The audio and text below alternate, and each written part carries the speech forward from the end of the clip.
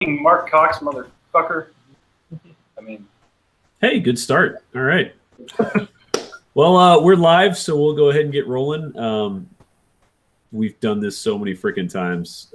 Most of you know what's happening. For those of you who don't, I'll give you a quick rundown. I have a motley crew of people who are in the know of the Kings of War game. Some of them are good. Some of them are Jeff Swan.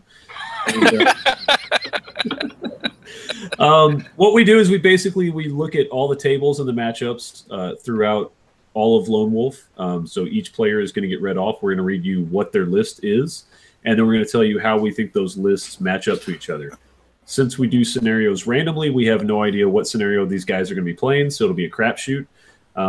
If you get your feelings hurt because we say something about your list that you don't agree with or don't like, sorry, we're just goofing off. This isn't serious. There's no money involved. Nobody's going to get an award or a trophy if they get this right. Maybe a cookie is going to get given out. Maybe not.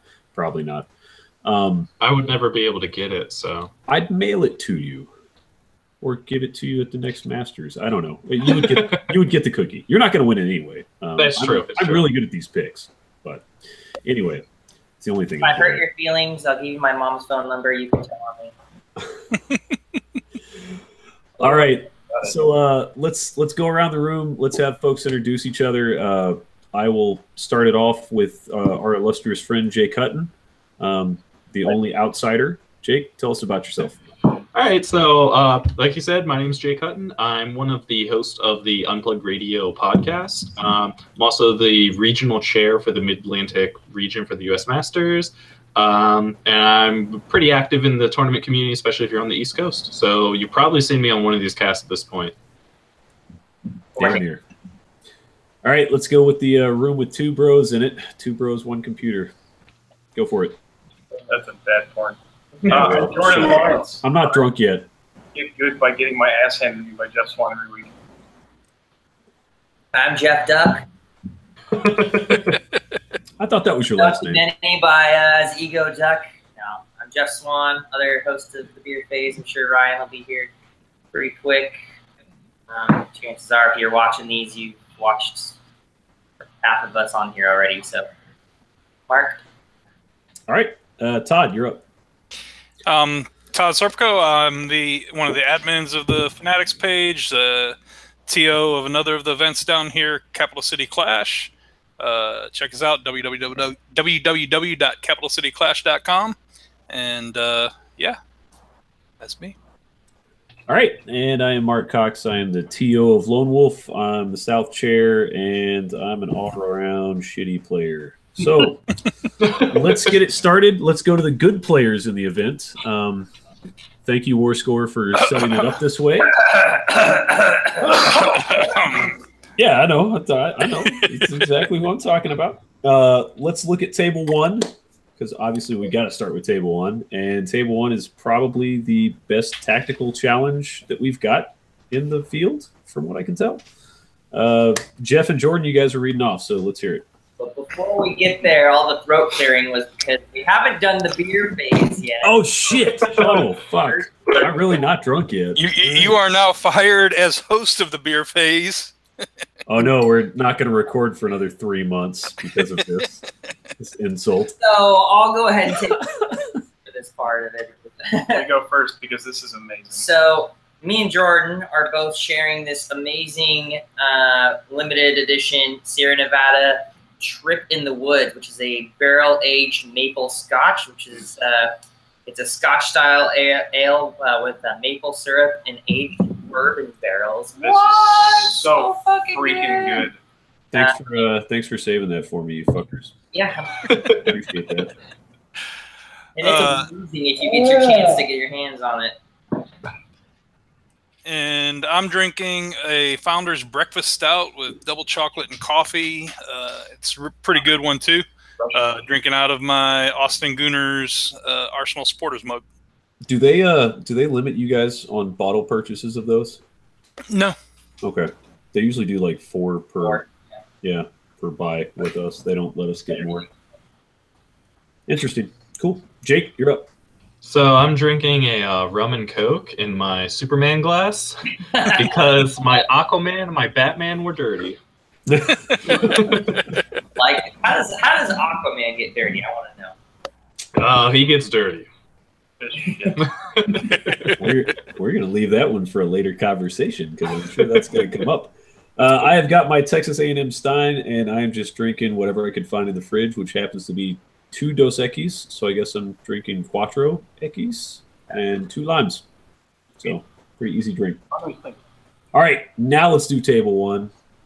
All right, now we're going with the most important part of the podcast. We can move on to the rest of this shit. So for round 1, we've got Dustin Super Beast Howard playing Patrick Allen. So we've got Dustin is playing the Empire of Dustin.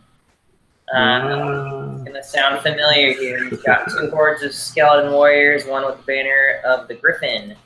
The Revenant Chariots, he went with 2 hordes this time. One of them's got Fire Oil, the other one with Pathfinder. He's got 1, 2, 3 Bone Jeezys like you do, and he got to put the Bone Dragon back in as well, so that's 4 monsters for those counting. We've got a Cursed High Priest with heal 4, another Cursed High Priest with heal 4, Idol of Shobik, and Mordergris, the Necromancer, because we're allowing those fun add-ins that go around. That's fun. His opponent's going to be Patrick Allen, read by Jordan over here. Goro. Goro's playing Varanger. Starts off with 2 regiments of thralls, 2 regiments of Bloodsworn, both with Fury, of course, can't go wrong. One has the Healing Brew.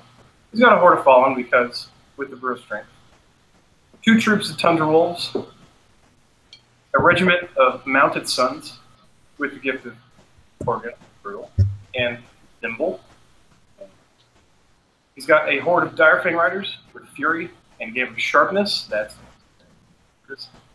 a Devourer, a Scald on a mount with a Loot, and the Banner of the Griffin. How did you do that?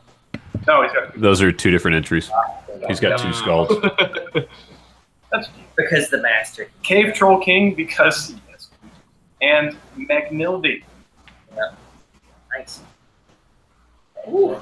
I'm not familiar with Magnildy. She's the replacement for her. Okay. So, she's good. What are you guys thinking? Well, we read, so we'll let you guys go first. Let's start with Todd.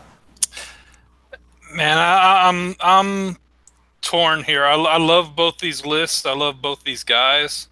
I play Pat a lot, and this is pretty close to what he's been testing for a while, with just a couple of minor changes.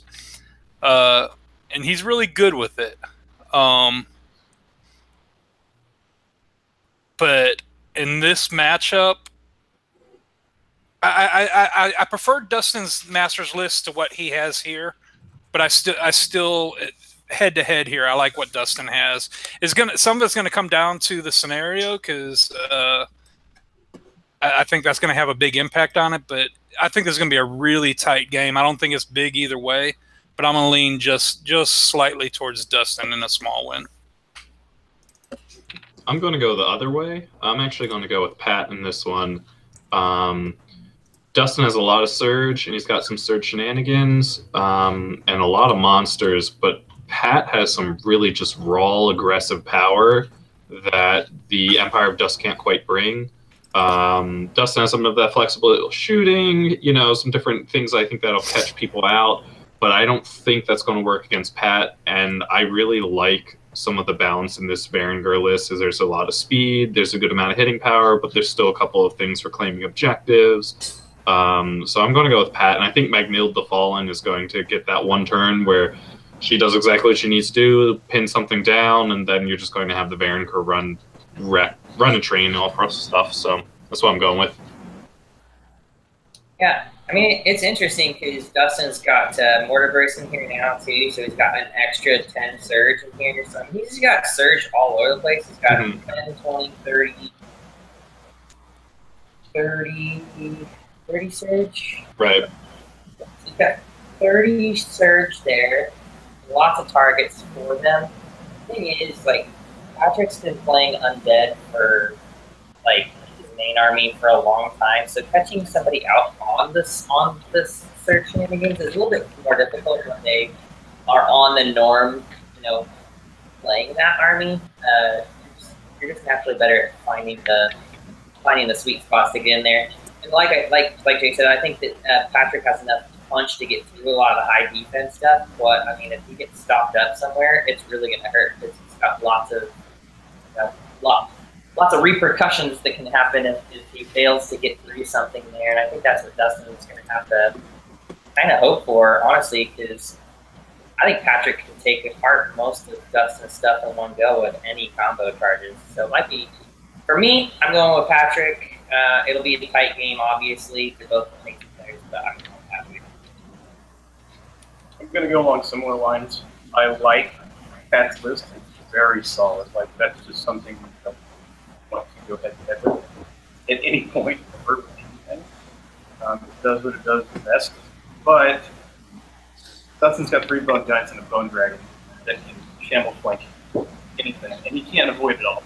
You know, I give 2-point lead to Dustin. I'm calling all those protection. So you're going with Dustin on that one? Yeah. All right. It's gonna be close. Yeah, I look at this and I've actually flip-flopped like 3 times in what I'm looking at and what they have on the table. So Pat massively outdrops Dustin, but I don't know that that's necessarily a problem for Dustin. I don't think it is.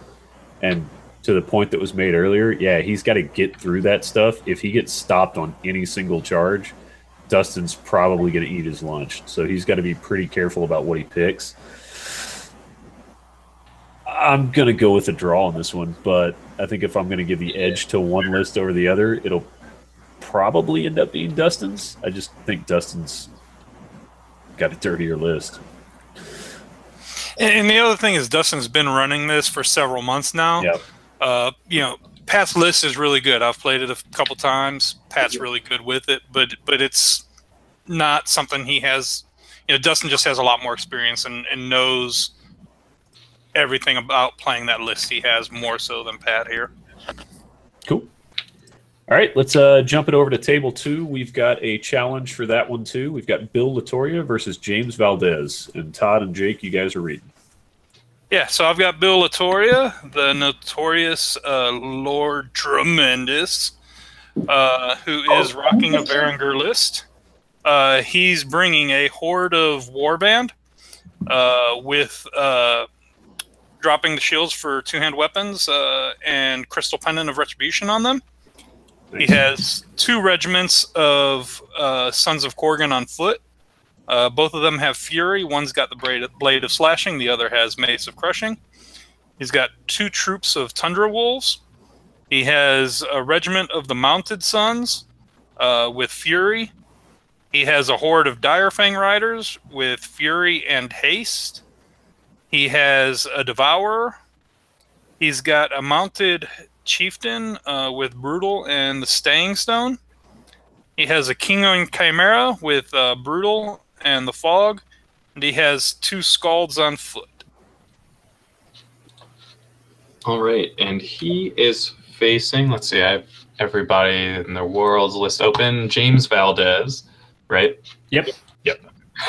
And James is using Berenger, and he has a Horde of Bloodsorn with the exchange shields for 2-handed weapons and the Gift of Korgan, 2 Reaver troops, Horde of Fallen with the Aegis of Eloi, a troop of Tundra Wolves, a regiment of Mounted Sons of Korgan with the Gift of Korgan for Fury and Pushing a Caterpillar, a horde of Direfang Riders with the Gift of Korgan for Fury and Brew of Haste, 3 Magus Conclaves, all with Elite, a King on Chimera, Gift of Korgan to gain Brutal, and the Chant of Hate, and then Magnhild the Fallen. Interesting.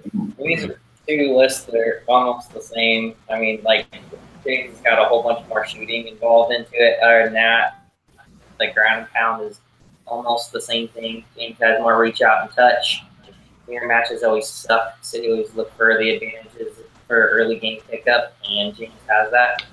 I mean, I'll keep it short. I think James Yeah, and I think the Reaver troops are very good, especially since Bill doesn't have the same speed as James is bringing, so he'll probably get those Reavers where he wants them. I like the fact that both of them have the suicide horde up front, just to charge the other biggest unit. Mm-hmm. Which is going to be the exact same thing on the other side. Yeah, it's just going to be a mirror match. I think the list with the Magus Conclaves win, though, so they'll pick off some. And this wasn't even a challenge, right? No, this is. It is. Oh, I was going to say, because both these dudes are just coming back into Kings. So, Yeah. So one thing James's list is lacking heavily is inspiring, looking at it. The King on Chimera and Magnild are the only inspiring sources, and theoretically they're not going to be near any of the foot stuff. They can be near, whereas Bill does have the Scalds and the Chieftain to keep his army inspired. So I think that will help him, especially if he can get engaged, because you just need a couple of good rolls and James's army's going away. But I got to give it to James as well. I think it's, like Jeff was saying, that shooting I think is going to be especially valuable. If it hits well in those first 2 turns, it's going to be pretty rough for Bill. be inspiring. I don't know that it even matters early game, right? Yeah, it's not, because he's not going to get counter shot, and by the time the lines start to meet, those inspiring characters are coming in. Okay. Yeah, it's an interesting contrast in the two lists. They're very similar with just some slight differences. I kind of actually prefer Bill's list if I were going to have to play one of them. I mean, there's things I would want to change about both a little bit, but honestly, they are both coming back. But anyone who's watched Lord Tremendous, I really enjoy his videos. He's, you know, I've watched him over the years, back to the Warhammer days, but he can see red and make some bad decisions when he wants to jump on something. And I just think with the challenge and stuff on the line, I think he's going to make a bad decision somewhere along the way. I think James will be able to capitalize that. So I think I'm going to go slight edge to James here. Gotcha.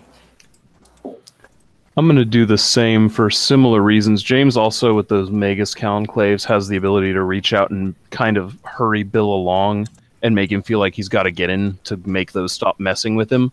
But James also has the slight range advantage, so as Bill's closing, James is going to pick where and when things hit.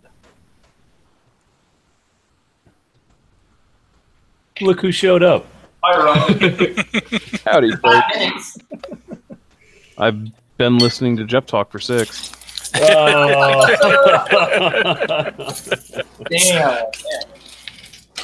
We've got Jordan in there to elbow him to shut him up every now and then. It's a heavy duty, Jordan. Ryan, you're actually right in time because we're jumping into table 3 and you are reading Paul Welsh's list. I've got Chris Kapsner. This is another challenge that wasn't really a challenge so much as it was a, hey, do you want to play? Oh, don't you know? Yeah, sure. One of those. Oh, yeah. Oh, yeah? Hey. I didn't know Chris was joining us tonight. I think that'll be nice. All right. I've got Chris's list up. I'll do it as soon as I can pull the motherfucker up. Thought I had it up. I closed it. All right. He is bringing the herd. He has 2 hordes of Guardian Brutes. He has 1, 2, 3, 4 Beast Packs. Hell yes. He has 2 Stampedes. 1 has Sharpness. 1 has Dwarven Ale. He has a Chimera. It has wings. He has 2 Shamans. Both have heal 5. One of them has Mind Fog, like that spell. He has a... Oh, he's got Twilightkin elf allies this time. He's got a troop of gargoyles. He has a regiment of the Dark Side Chariots. And he brought a fluffy Dark Lord on Black Dragon. You've got my vote. Pretty good list. Super fluffy. Nothing On like the other- Beastmen and Dark Elves, right? Exactly. I'm pretty sure there was some of that in the End of Times. So Paul is running Nature alongside his main force, which is Varangur. He's bringing a regiment of Forest Shamblers and a Beast of Nature with Lightning Bolt, Fly, and Vicious. Pretty good. Alongside that, he's running a horde of Thralls. He's running a regiment of Bloodsworn with the Fury Gift. He's got 2 hordes of the Fallen. One's got the Brew of Strength, one's got Caterpillar. He's got a regiment of Mounted Sons with Fury and the Wine of Elvenkind. He has got a regiment of Horse Raiders. Only a single Elite Magus Conclave. A King on Chimera with Fury and the Brew of Haste. And then a pair of Scalds. Both are mounted. One has the Diadem of Dragonkind, and one has the Loot of Insatiable Darkness. I gotta go with Chris. I like Chris's list a lot. He's got a ton of chaff, really heavy-hitting stuff to back up, and it's not just 1 or 2 heavy-hitting things. He's got 4 heavy threats, 2 heavy flying threats, a good amount of heal, and then, what is it, 5 pieces of chaff, and then a little bit of shooting. I really like it. Whereas Paul, I think, is going to be both outmaneuvered and outchaffed, which is not a good place to be.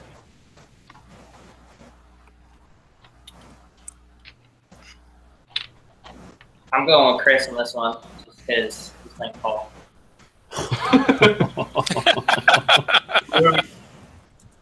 I'm going to go with Chris because he's now my Dark Elf brethren. He took the fluffiest best dragon in the game, so I have to. I agree on the best dragon. I expect to see some fur on that dragon, Chris. I'm going to give it like a 13-7 to Chris. I mean, he's got 2 flying monsters. He's going to put anywhere he wants, and then enough pound to get through literally any one of Paul's units. So I'll just give And Paul 5 of the 2 best draft options in the game. Yeah. I mean, 2 big flyers too. yeah. I mean, Paul has 2 flyers. Paul also has anti-chaff or chaff removal that Chris doesn't have. So I think he'll be able to put some wounds around on different things. So I mean, I actually really like what Paul's got in his list. And I don't think it's just going to be a cakewalk for Chris. That said, it's Chris. So you are going with Chris? Yeah. Okay. Again, it's one of those things. Chris has been running that list forever. Chris has some proven pedigree as a top-level player. I mean, that's a basic bang standard Capsner list with just a couple additions to it. I don't think it's going to be big. I do think Paul's got some things he can do and some advantages list versus list. But I think in the end, Chris will have the experience enough to take it. So I'm gonna deviate from the group here just a little bit. I actually look at Paul's list, and I like Todd kind of saw there are things in here that Paul has available to him that will help against playing Chris. The 2 flyers definitely is a big thing to help counter matchup. I played Paul, and he did very well against me. He probably should have won, but he just kind of lost sight of the objective at one point through the game and didn't expect me to go pick it up with the rest of my stuff. I don't think he'll make that mistake, and he's going to be flying sitting next to Nick Williams for like whatever that is, 12 hours on the airplane. They're going to talk about this matchup for a good like 3 or 4 hours. So I think Paul's going to come in. Now, Paul's going to drink for the next 3 days, so he may forget everything that Nick tells him. But I think Paul definitely has the tools. I'm going to go with Paul with this one. I don't think it's going to be a big win. I think if it's a big win, Chris is going to get the big win. I think Paul's going to get like a 13 or a 14. But I'm going to go with Paul on this one. Yeah, it wouldn't surprise me to see that. Ryan, did you get a vote? I went with Chris. Okay. Vaguely. Oh, that's right. I forgot. I missed that. I kind of half went with Chris. That's all right. All right. Jeff, you have the illustrious honor of reading Austin Howell's list. Jordan? The one person that can't turn their feet in on Easy Army. And Jordan, you have Matt Schaefer, and this is another Minnesotan guy that's coming down. Table 4. Let's hear it. All right. Well, bear with me. This format's terrible. So he has Undead.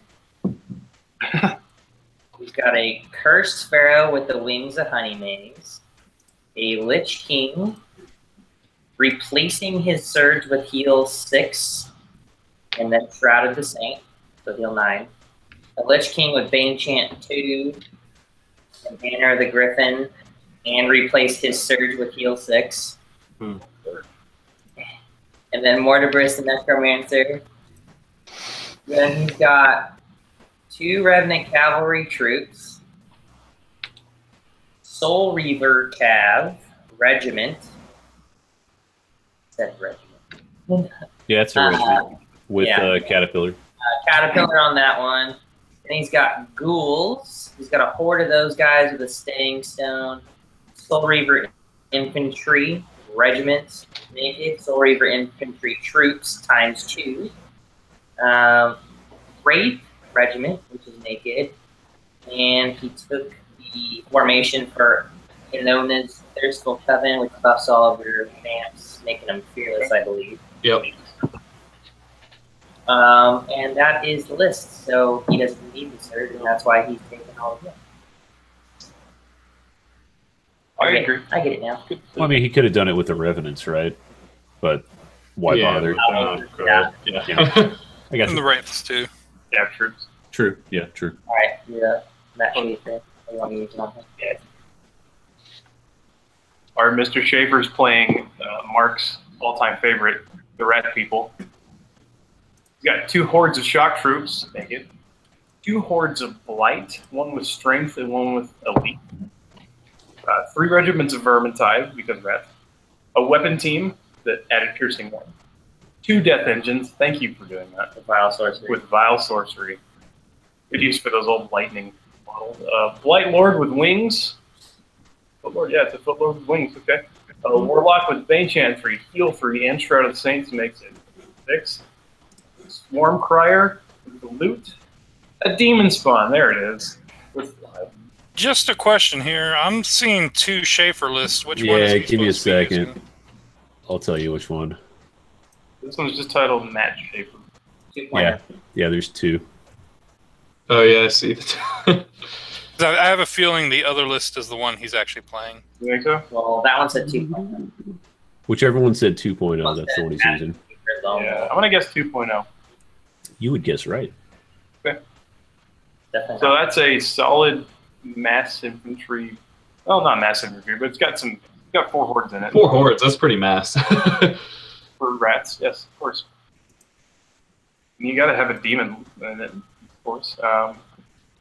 Swarm Crier, cool. Warlock, cool. Got to have the classic Warlock. Blight Lord, yep.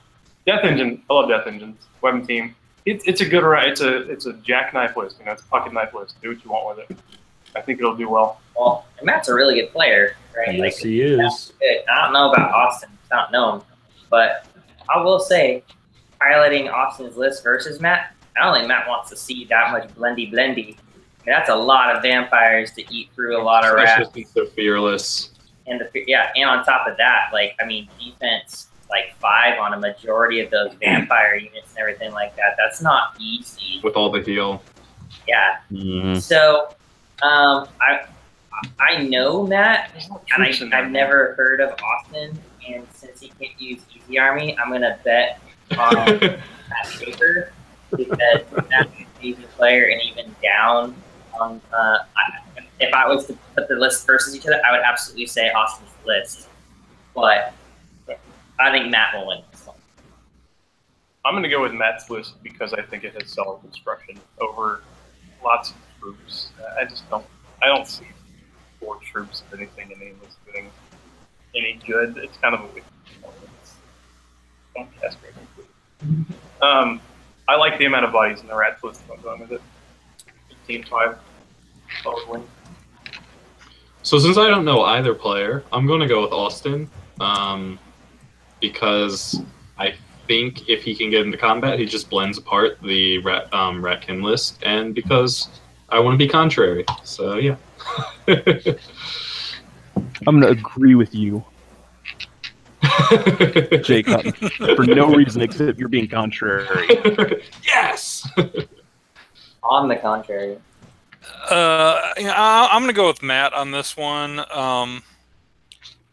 We don't know, obviously don't know what the scenario is going to be, but if it's anything holding positions, the rats have a lot more drops, a lot more nerve to get through.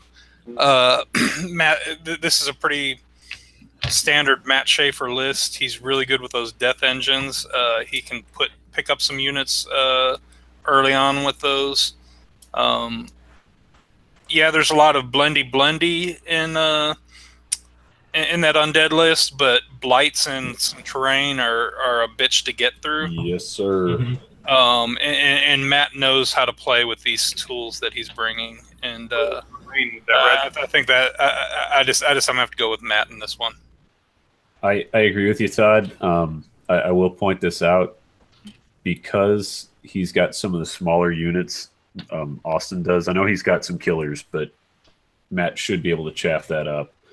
For the other things that Matt probably won't chaff as much, they aren't going to do as much kill power, and he does have that heal warlock that I've been running, and that thing is a little trick and a half. So if Austin can't take care of that, Matt's just going to heal those shock troops or the Blight Lord or the Demon Lord back up and, just play reset. So that heal 6 is pretty damn good. Yeah. And there's no real big flyers. There's the race, but there's not really any big flyers or anything in that undead. With that rat demon can just maneuver, find that flank, and yeah, you may be fearless, but a rat demon in the flank's picking any of that shit up. Yep, and that's another good point. We were talking about him getting rid of the surge. That's the one place where you might want to keep that surge in your back pocket. Is if that rat demon gets behind your lines, now you can't flip a bitch and go surge into him to stop him. You've got to just play tight. All right, let's jump over to table 5. We've got Jeremiah Gavlak and we've got Zach Davis. Zach Davis has not given us a list yet, so we're not really going to be able to read his stuff. Jeremiah is doing a carbon copy of Jody Stubblefield's list, so you guys get a twofer on this one. You get to hear 2 players' lists at the same time. They got a little competition to see who can do better with it. So the Jody Jeremiah list is 2 troops of ghouls, plain undead, obviously. 2 troops of wraiths, 2 regiments of mummies, 2 legions of zombies with undead giant rats. Definitely Jody's list. One has sharpness and one has strength. There's a horde of whites with the Brew of Haste. You've got a Revenant King on Worm with Fly and Fireheart. Three Necro. What? Yep. Is the fire? Yep. Okay. Got triple Necromancer. 2 of them have heal. And you've got Morgoth the Faceless with his Touch of Darkness upgrade. Yeah. He locks everything. That means he can search twice, right? I think that's what he's hoping. That's not how that works, though. But that's how it works, right? Okay, so this is a really good ploy on his part, because now we're all focused on that Fireheart, and nobody's looking at the bottom of the list where all the problems really are. Yeah. That guy can cast 1 spell a turn. He doesn't have Fireheart. And he sticks regen on one of those legions. But he's got the Brew of Sharpness on the zombies, and he took whites. The white should have the Brew of Sharpness because hitting on 4s, and zombies hitting on 4s are okay, but you're paying a ton of points for the whites to basically be mediocre. The hammer gets no love for the legions. I like the hammer on them too. Yep. I just think Brew Sharpness on the zombies period is just, they're not there for that, bro. If you want something to kill things, take a killing unit. His have done a lot of fucking work on those little bitches. Yeah. That sharpness works good on those. It can work very well. You know what it works better on? On whites. If you're taking both units, like... Yeah, no, I don't hate sharpness on zombies, but I get the point that with the whites there, like, that's the better target. All right. So the question This is before an us is argument this Kevin list and I better have than had. nothing? And I'm torn. Fireheart on one of the necromancers and just clicked it wrong on the thing and just said fuck it. Like I think he didn't. I don't think he didn't realize that he couldn't cast twice with it. I think he's slowly starting to realize that as we talk. Wait a fucking minute. Love you, Jody. Spell. He's got surge 12 now. I'm gonna cast Crushing Strength. Play 2. less washing machine, Jody. So here's how I'm going to vote. If they go to turn 5, Jody loses. well, yeah, that's every game. Like, yeah, well, that's why. Because if Jody gets into turn 5, his dice completely disappear, and he's Remember, fucked. not even I don't know. Are they drinking rum against each other too? Oh remember, yeah, there's no beating Jody at that. But it's Jeremiah. Jeremiah's playing Jody's list. I know. Yeah, this is Jeremiah's list. Maybe. Oh yeah. Decisions have been made. You know what they should do? They should just tag team between the two tables and like I'll play turn 1 and I'll go play turn 2 on your table and I'll come back and play turn 3 on my table and then just flip flop. Their opponents will be like, "What the fuck is going on?" You gotta be like Jeremiah. You gotta be like, "Hey Jody, you guys don't turn 2 over there. We're ready to switch tables." Yeah, tag. Oh my God. That's how you make that better. Somebody do that with me at fucking Bayou. That'd be great. You walk up to the table and you're like, "What the fuck? You turned all of the fucking flanks? Why?" Mirror Ratlet, Mark. And then me and your you. result is whatever round you ended. So like if you ended turn 6 on that game and then you rolled for turn 7, you had to Oh. Jody gets the win and Jeremiah loses, even though Jeremiah won and Jody lost. You're both dicks. You're gonna tie each other. All right, so we're all going with Jeremiah on this? Well, Or does Hey, anybody want to vote for listen, Jack there's Davis? no list, so Jeremiah wins. Fucking draw. To try- he doesn't have an opponent, so I'm still trying to figure out if this list is better than nothing. I think it is. I guess he outdrops him. Oh, he has to, right? He's got more. Cool. Let's jump over to table 6. We've got Jeff Grajeda versus Richard Furman. And I have Jeff's list. Or do I? I do. All salamander love. Thank you. That is right. He is rocking Forces of Nature. And he has a horde of salamanders with the Brew of Strength. He has a horde of elementals. He's turned them into earth elementals, and he's given them Brew of Courage. He has 1, 2, 3 regiments of the Brave Striders. He has a druid. He's given it Bane Chant. He's given it Surge 7. And he also has the Banner of the Griffin on the little guy. That is a nifty... who even takes Surge when they have terrible druid. I mean, minus the Surge, I like that kit out. You give him the Griffin. He's already got the Inspiring. Shut up. It's amazing. Anyway, Winged Unicorn, Lightning Bolt 5, Blessing to the Gods. Another Winged Unicorn, Lightning Bolt 5. Fireheart, yay, he can actually use it. Pegasus, he's got a Beast of Nature with Lightning Bolt 6. Fly, Speed 10, Vicious, and increasing attacks to 7. He has that 3 times. 2 more times. He's got 3 of those guys. They all have Lightning Bolt 6. They all fly, and they are all vicious. And that is a lot of points. That's Lightning Bolt 28? Those are awesome. I don't know. 21 Lightning Bolt. No, wait. 28, right? Well, he's got 18 on those guys. 18 with vicious, which is good. Yes, and then he's 10 got- more from the wings. 10 more over there. Yep. I was like, I can do math. Or can I? Or can This is like a list from 2016. Mhm. So Well, All right, so that's it's just actually a list. pretty close riff off Rosado's list from Masters. right, yeah. Bird trash. Bird trash. Beat you. Ryan, you've got Richard Furman. Yep. Richard is bringing Varengur. He's got 2 hordes of cave trolls. One have Dwarven Ale, the other have the Banner of the Griffin. He has a pair of regiments of mounted Sons of Corrigan with Fury. One of those gets the little inchworm potion. He's got a regiment of Horse Raiders. He has a horde of Direfang Raiders with Fury and the Brew of Sharpness. He has your standard 3 elite Magus conclaves. He has an elite Magus who is mounted and has Drain Life upgrade, as well as Alchemist's Curse on a new page to throw me off my game, and the Inspiring Talisman. And he's got a King on Chimera with Fury. Yeah. So that's a lot in one Magus. Yeah, it is. Give me bird trash all day long, man. Grejeda's lists all day, man. That guy has a target on his head. Yeah.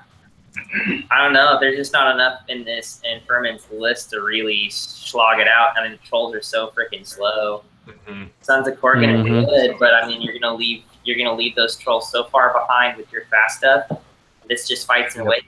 You're gonna be struggling to hit with the no cover. And he's going to get lightning to death as he's coming across. So that first unit that gets across the board is going to get shot to shit. Yeah. Unlike other war machines, those Magus go down to regular shooting like nothing. Yeah, those are, Yeah, they can, yeah. Give me Grajeda, man. Give me Grajeda a solid win. Me too. 16 for Grajeda. Yep, I'm going to give Grajeda the win as well. I'll say 16-4. I like that. I'll jump on that. Caw, Grajeda 15-5. Just to be contrary. Wrong. A bit. It's not even contrary. You're just docking a point. I'm slightly agreeing. I bet that Horde of Salamander stays alive the whole game, too. Yeah, because there are other things he's got to kill. Nobody wants to take on the Horde of Salamanders again. No. Todd, what do you think? I really don't know Richard. Is he one of the guys coming from Louisiana there? I believe so. Give me a second. I will check it out. Of course, I closed my fucking tracker sheet. All right. Well, give me more than a second. Yeah, he is. I see him there. Tracker. So, I like Jeff's list, kind of. I loved Josh Rosado's list at Masters, and this feels very similar, but I think he went a little too heavy, and I wish he had one more solid objective grabbing mainline unit in there. And the thing with Jeff is he really doesn't play a lot. This is the right list to bring then. Yeah, shoot for 3 turns, then dive. I'm not as down on the other list as a lot of y'all are. I think there's just a lot of smash face to really blow through most of these units pretty quick. I could see Richard getting through it, but with that many flying monsters, I think Jeff's been playing games long enough, even if he isn't super tuned up for practice-wise. I think he's got enough. So I'm going to give a slight edge to Jeff, but I don't think it's as clear-cut as everybody's saying. I think it's going to fall in the realm of an 18-2 for Jeff. There's so much lightning, and then those beasts of nature can all just single dive something, and it's gone. Mm-hmm. So, I mean, he's just going to tear them apart. Not fun. I would prefer a Hydra in there somewhere. Of course. Yeah, I know. He's got greater. So that's our first official landslide. We had one last time, but that was because somebody doesn't have a list in, so it didn't really count. Not to take a victory away from you there, Jeremy. We got a landslide coming here. James Williams is up next, so definitely. Oh, shit. All right, let's jump over. Table 7, we've got Jesse Berglund versus Nick Williams. Berglund. Can I read Berglund? Berglund? I have Berglund. Yes, you do. Yeah, just making sure before I start talking. All right, so I got Jesse's list here. He, no shock to anyone, is bringing the elves again. He's got a horde of archers with the heart-seeking chant and a horde of archers which is naked. Regiment of 4 shamblers to get up on it early. He's got Stormwind Cav. He's got a troop of those guys with a scrying gem. He's got a horde of chariots naked. He's got a DSB with a boom. Double Dragon Lord like you do. Oh. Take it back to Genesis. Double Dragon there. Master Hunter, Piercing Arrow. I actually really like that guy. He's Master Hunter's good. Pretty solid. The right player behind that.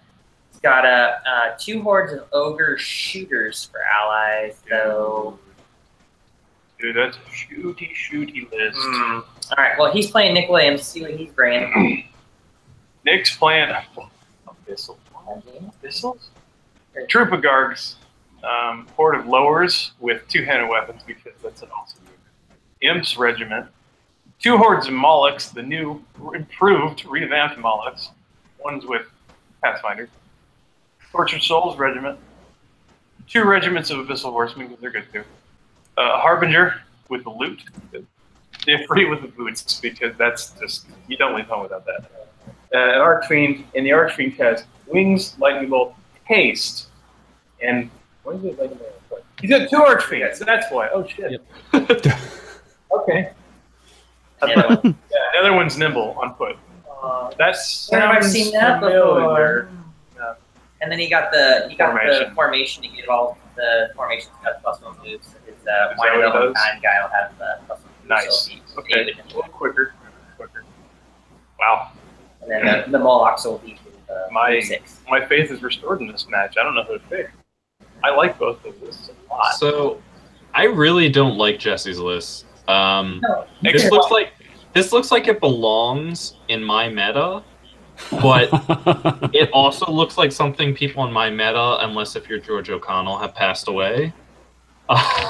Wait, George O'Connell passed away? No. Yeah, I'm sorry. Oh shit. Okay. Wow, dude. That was unless if you're playing some sort of spam shooting, I don't think Jesse's list has what it needs. Like, you've got so many points in the Dragon Lords. Archer hordes are good, but I don't think you need 2. And then the ogre shooter hordes it's just too much. Like, if they were boomers, it would at least add some maneuverability to the list. Absolutely. Plus, on top of that, like, why not just take an elf caster with the +1 to his Bane Chant or Iron Crown and get the piercing? Sure. And that makes those archers so much scarier. Yeah, so much better. At the same time, if Jesse can get the choice to make Nick go first, he makes this game really fucking hard. Just a couple good rolls, man. It depends if Nick plays shooting a lot. Nick's gonna jump across the fucking board, though. Yep. Yeah. Yeah, no, I think Jesse wants to go first. Yeah, Jesse needs to go first. One good round of roll. I mean, scenario depending, right? Right. Gone. 2 or 3 units gone. Could really fuck his day over. Look, for me, here's what I see. I don't disagree with Jake. I don't love Jesse's list. I mean, that troop of Cav. What if you're gonna take a troop of Cav? At least do the Storm one. The Scrying Gem is Silver Breeze, too, right? Something. I really don't love his list. I really do like Nick's. Nick is running something close to what I'm doing with Abyssals. That said, this list of Jesse's is everything I don't want to face. Exactly. And I love the new Molochs, but they don't want to face all these shots. They're gonna get fucked by and Nick's a great player. If anyone can overcome the matchup difference, Nick's one of those dudes.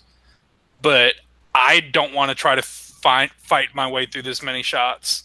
And I think that in this matchup, I think that gives Jesse an edge, and so I go Jesse. Scenario-based game. Yeah. Well, let's also remember that Nick's got a lot of regen in this army too, that he can hold up to a lot of that plinky shot stuff. So I've been playing my Molochs because I love the models I use. Yeah, they're not. And if you play them well, yeah, the regen can help, and if you get them to combat, they can wreck face. But I don't care about regen. You put that many shots on them, and those Molochs are getting picked up real early. I think it'll be scenario objective wise, but as an Abyssal player, I gotta say, like, Jesse's list doesn't frighten me at all. I think he's just over-invested in the shooting and under-invested in the support stuff to make the shooting work. Yep. Yeah, elves, you gotta pick up the points early. Just put some shots down, stuff, maybe weaken up stuff, and then come in to finish it off and get placement on the board. If the ogre shooters weren't there and they were something else, I could see this being a very threatening list for Nick. But the problem is if Nick has terrain that lets him go, I'm not getting shot for this first turn, let me move into cover, and I'm not getting shot well the second turn, it's over for Jesse. I'd rather see Dracons or another Chariot Horde or The elf caster to get the Bane chant reliably on the unit would make that heart-seeking chant unit really, really frightening. We like to call that the Mike Austin in my region. Does it have a hole in its pants? Yes. So, yeah, give me Nick. I'll take Nick 11 to 9. As much as it pains me to say that. It's So, just does anybody know what Jesse was playing at Lady of the Lake when they played 2 years ago? Not this. He was playing solo elves. I mean, still it's pretty Okay. shitty, but I played him. Because he apparently tabled Nick with this, or with whatever. So it's Yeah, possible. Nick's But Nick list had a didn't have different all list that back in then, it that too. year, though. yeah. Nick was testing 100 breaths shit. Concentrate fire. different. It's a different list. I'll say. He was abusing them at that point.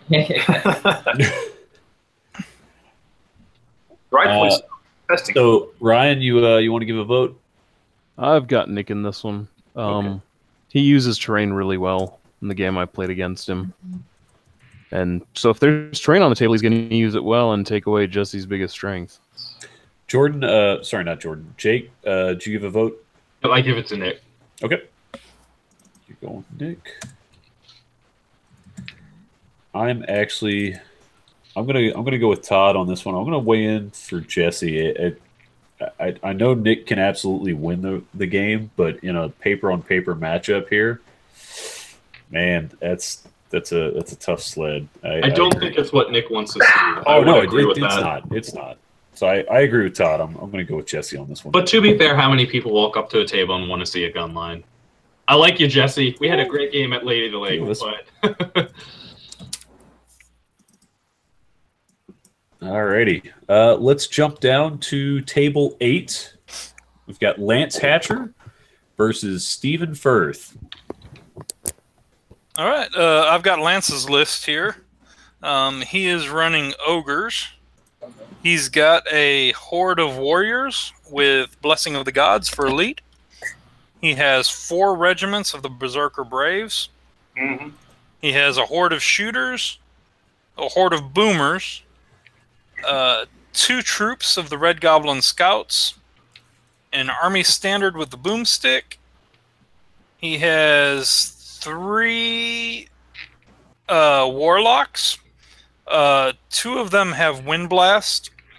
One of those has Fireheart. One of the Windblast guys has Black Iron Crown. And then he's got the 3rd warlock has the Fenulian Amulet. So there's a lot of lightning that can put out depending on his positioning. He then has a Red Goblin Bigot on mount with the diadem, and he has a giant. Yeah, And nice. breath weapon. That's a great list. yep. That's pretty good. Yeah. And then we've got Stephen Firth, who is playing Coming out of retirement. playing Abyssal Dwarfs. We've got a horde of slave orcs with the Brew of Haste, 2 troops of gargoyles, 3 hordes of Abyssal Grotesque, 1 with Wine of Elvenkind, 1 with Staying Stone, 1 with Dwarven Ale, 2 Dragon Fire teams, an Abyssal Half-Breed Champion, Braki Barca, which is basically the Half-Breed Champion special character that has inspiring 12 inches, Basusu the Vile, then allied in from the herd are 2 hordes of lichens. So basically, his master's list. Out of all the tables so far, this is what I want to watch. Yeah. This is cool. I like the ogre list a lot. The Abyssal Dwarf list, I think, is also solid. The punch that those Abyssal Grotesque bring is, dare I say, grotesque. Ba-dum-tish. Watching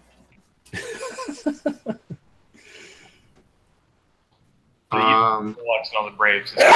It's you build it for one reason, and it fucking works. All right, so let's see here. You've got 3.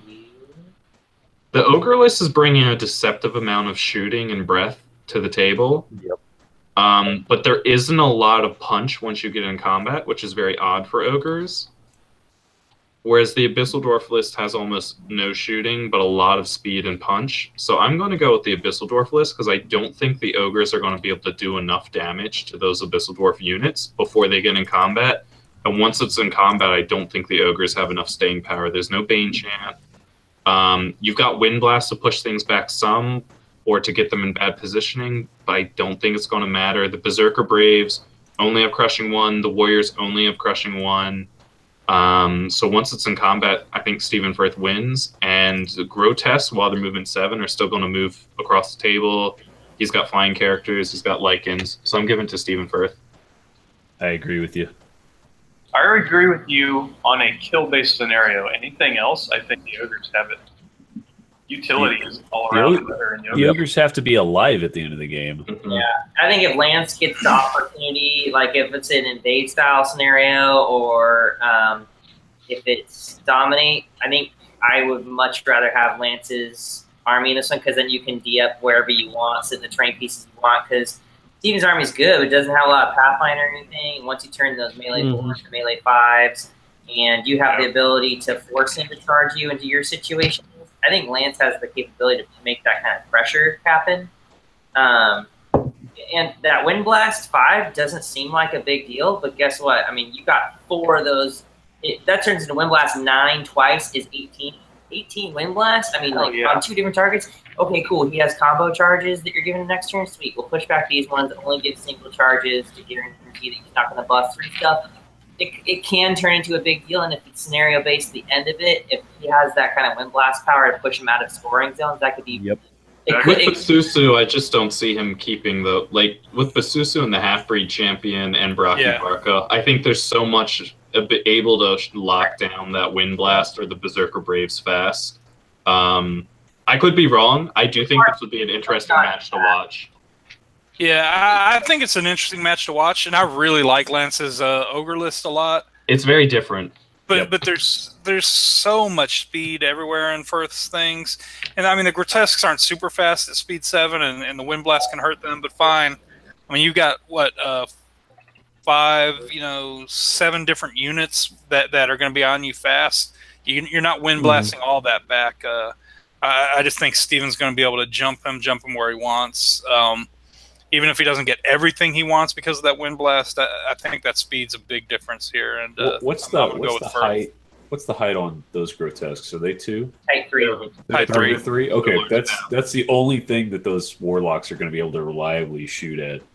That's fine. Yeah. Because everything else is going to be, he's going to have height 2 blocking his line of sight everywhere. Yeah. Well, I think the smart money is obviously on Steven. He's a great player, and he's got a really, extremely optimized list. But in this situation, I'm gonna go with a wild card on Lance because that guy's swingy as shit. He does really bad when he's supposed to do bad, but he does really good. Or he does really bad when he's supposed to do good, but he does really good when he's supposed to do bad. So I'm gonna go with Lance because he should lose this one, but that's just Lance, man. He'll pull something out. Every time I develop a Braves-based Ogre army where I want a lot of magic in it, albeit I put more hordes in and I don't take shooters, take boomers and Braves, it ends up looking like this. I like this list. Stephen Firth is a legendary. FYI. Never played the guy. See him everywhere. One day I'll play him. But I'm still gonna have to give this to Lance just because I like the list building and I think it's awesome. It might be next week and you get to play him. Fucking might be. Okay. Ryan, Todd?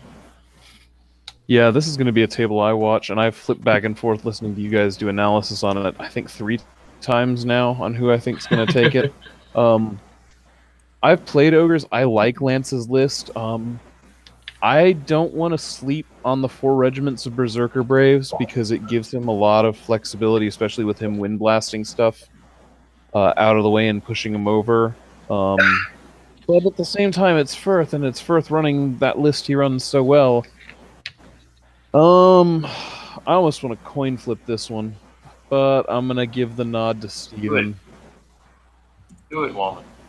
And yeah, I already made my call. I mean, I do really like the Ogre list. I think it's, a list that could do well at the event, but in this matchup, I mean, Steven's obviously a top player. I love Steven's list. And I just think that speed's a difference maker. So Steven all the way. Gotcha. All right, cool. Let's jump over to table 9. We've got Sam Barr versus Tom Robichaud. Robichaud. We all said it wrong. I'm sure we did. That is okay. Oh, I I've love worked with enough Sam's cages. army list name. Yeah, he is named literally everything. Fucking awesome. Thank you for doing that. Yeah. It's really hard to read these sometimes. The because war host of Lady Lucretia Delacroix. How convenient. All right, so we've got Brotherhood. We have Order of the Brotherhood on foot. He's got 2 regiments of those. Both regiments have exchanged their shields for 2-handed weapons. He has a horde of Valayan martyrs. They have the Brew of Strength. He has 2 regiments of the Order of the Brotherhood. One has Blade of Slashing. He has a regiment of the Order of the Abyssal Hunt. They have the Caterpillar. He has Order of Redemption, a regiment of them, with the Wine of Elvenkind. 2 Greater Water Elementals. He has the Exemplar of the Brotherhood, mounted with the Inspiring Talisman. He has a Devoted with Heal and Surge and Mount and Banner of the Griffin. He has an Exemplar Adjutant with a Barded Horse and a Healed Charm.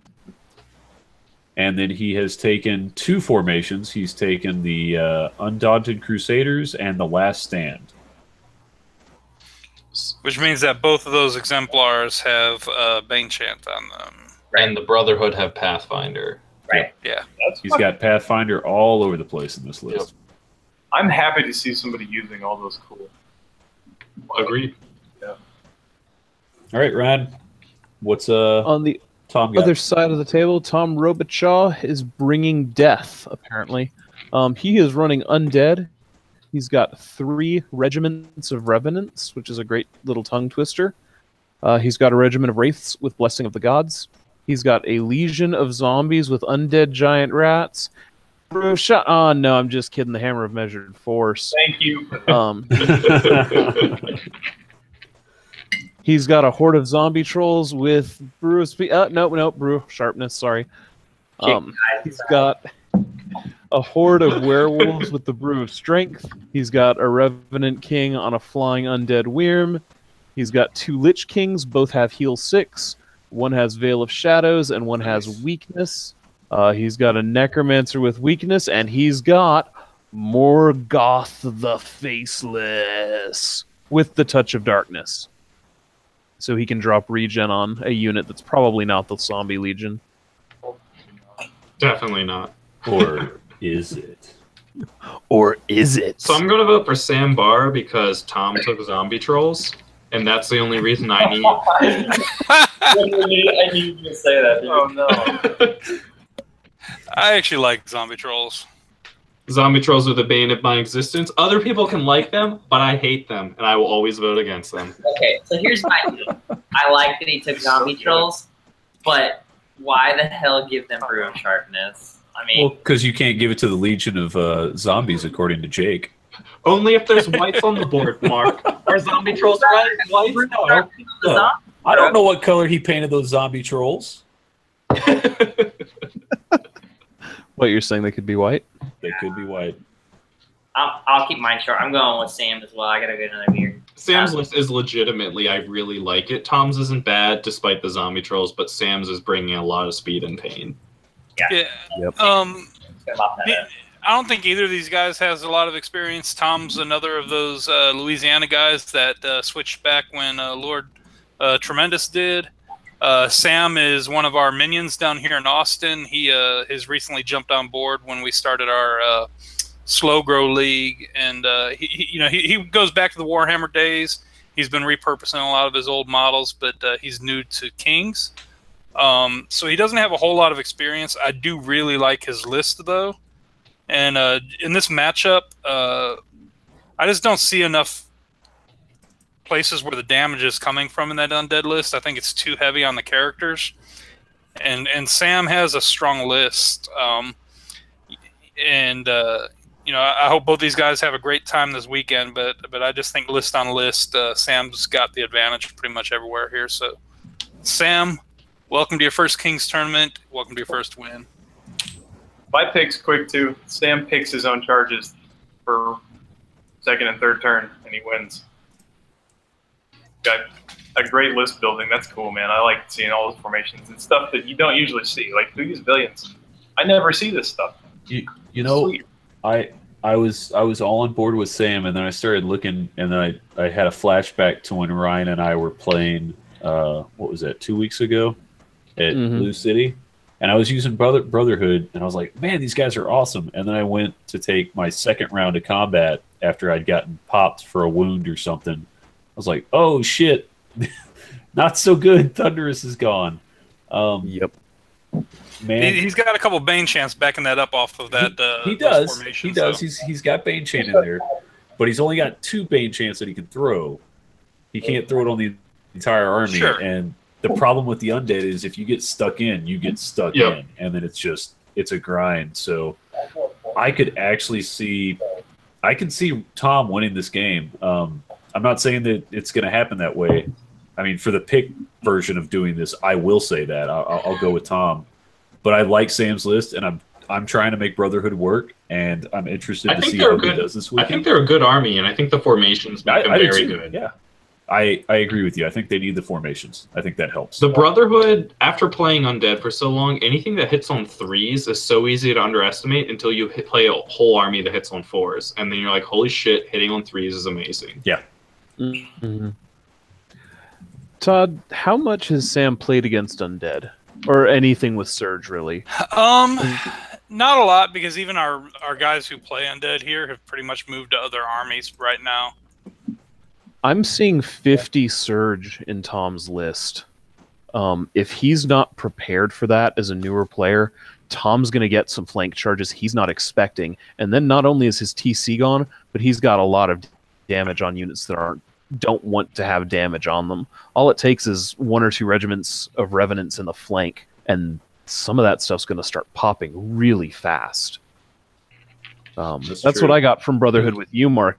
Because those regiments are only 15, 17, and they crumble a lot faster than you think they should. Yep. I'm going to give it to Tom on that one. Glad to know that I'm not the only one that's got scarred at Blue City Brawl with those.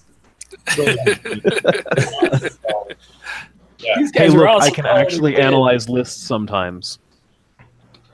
I think the key with Brotherhood is getting those double charges off. Yeah. You have to put stuff in one go. Yep. Just kind of like Bretonians, man. Yeah. Sort of like using Cav. Like, you don't want to charge your knights and then be like, hey, guys, stay here for a while. Nothing bad happens to Cav when they stand still for 3 turns. Nothing. All right, let's jump over to Table 10. We have a challenge there. We have Jeremy Duvall versus Todd Serpico. And Jeff, you're up, and while you guys read, I'm going to go get a beer.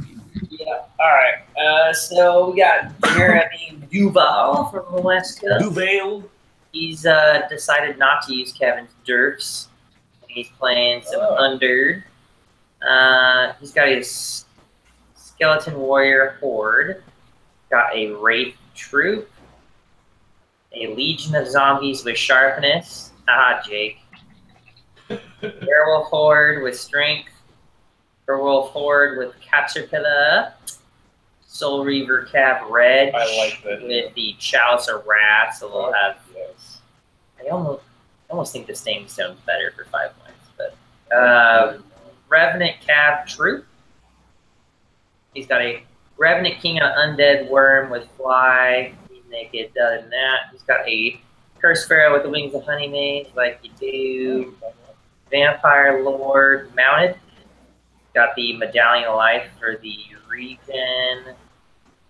Oh, that's you. No. Oh, sorry. Is it Heal Free? Medallion of Life, what is that? It's regen. Yeah, It's regen. All right, I'm wrong. Can you take that? pretty sure it has to be like a. No, he can. The D6 is only on foot. The regen, you can take it on a mount. The +1 defense is foot. Got it. Yeah. I can remember the stipulation. So he has regen on the vampire, which is also not likely to do. Yep, as long as it has an individual rule, you can still take it. Right. Well, just the +1 defense one specifically says infantry. Yeah. True. Yep. And individual. And then to finish out his list, he has Necromancer with the Inspiring Talisman and Bane Chant too, for when he needs that. And he's playing some Todd Serpico guy. What sounds like a real dick, that guy. I agree. All right, if they were the Greg Persons and Jake Huttons of the world. Fucking assholes. Todd's playing Forces of the Abyss, Legions of the Triumvirate. 2 regiments of Fleshlings. 2 hordes of Lower Abyssals. Just One horde. 1 horde. Blade of Slashing. And they've exchanged for 200 weapons. You're already losing fucking regiments, Todd. Well, what's happening, man? Stuff's dying. 2 hordes of dogs. Each got a 5er. One's got the Healing Brew. One's got Stag Stone. That's how good Jeremy is. They're already dying. 2 regiments of Tortured Souls. He's got a Harbinger, which is named Zizax, by the way, with Banner the Griffin. Is it Zizax or Zyzax? Yeah. This is Isaac's. And he's got an Efreet with the Boots of Levitation because of reasons. Vashlax Flame Tongue.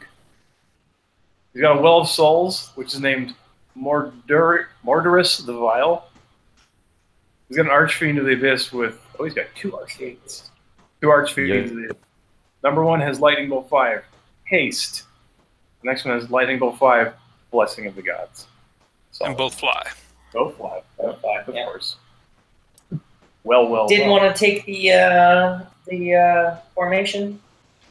No, the wings are better than the formation. Ah, fuck that shit. Oh no! Put We're him on having an foot. argument. Be a real man. Put him on foot. Well, You can't take away a nibble, bro. So I'm going to vote for Todd because Jeremy is going to play like 4 practice games on Friday and then be burned out the next day and look like he played in a tournament right beforehand. all right. I think he learned his lesson. I was telling Masters, I was like, dude, don't play games beforehand. You're gonna wish you hadn't. Then you figured it out. He went with the werewolves over everything else, which I like. Werewolves are really fast. So that's your main contention there for ruining your day. 2 hordes of werewolves. Yep. I'm going quick. I'm going with Todd on this one. I like the list. I know what it's capable of doing. I know what it's capable of doing to undead specifically, and I like the list and the matchup. It's not going to be a walkover type of thing, but Todd's got a lot of speed. Very, very, very fast, and more hitty than Jeremy's fast stuff. And Jeremy's super light on chaff too, which Right, is not yeah. good in Todd's That's matchup. what I was saying. people Super light, underrate, virtually none. people underrate what that brutal is on those Archfiends, and I mean that brutal comes in very, very often on the Archfiend. It's just brutal. Huh? Yeah, it's very brutal. It is brutal. New rule. Mine's too. But yeah, and Todd's got all those Molochs and stuff to just shred through stuff.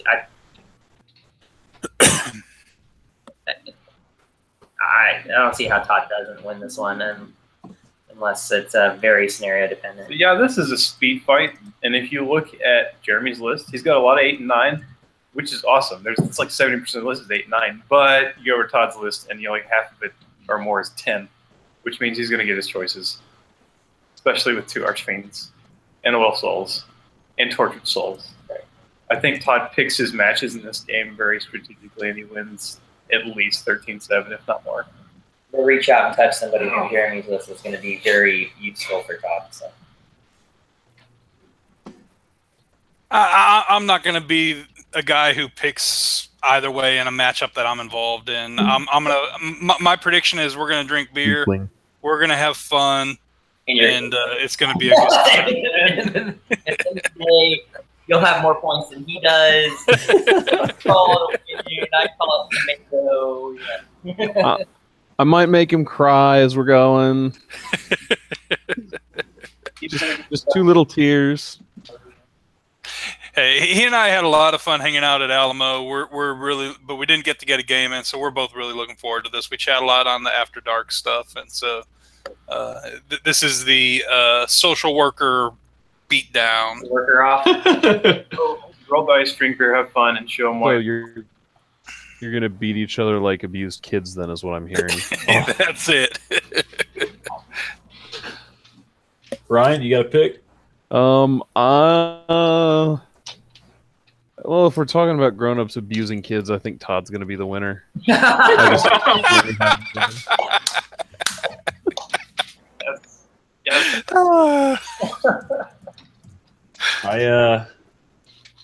I'm kind of interested to see what you bring to the table, Todd. Not as far as your list goes, but your ensemble, because it's going to take a lot to beat Jeremy on that front. So I'm going to go with Jeremy, just because. Because clothing. Yeah, exactly. Fuck you, Jake picked because of zombie trolls earlier. I can't pick because of a headband. That's Suck a a dick. legitimate scientific study, okay? Yeah, yeah, All right. Headbands make everybody play better. They do. Science. It is worth noting too. I'm gonna flip-flop my vote now, just to be that way. That Todd merely adopted the After Dark. He was born in it, molded by it. He wasn't a minor internet celebrity until After Dark went into the light of day. First Todd's losing units, now he's losing votes of confidence. Wow.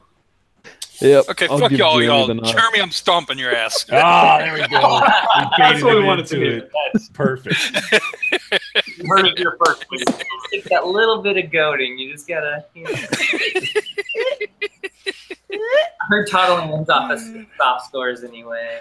Oh, that's apparently how only people win.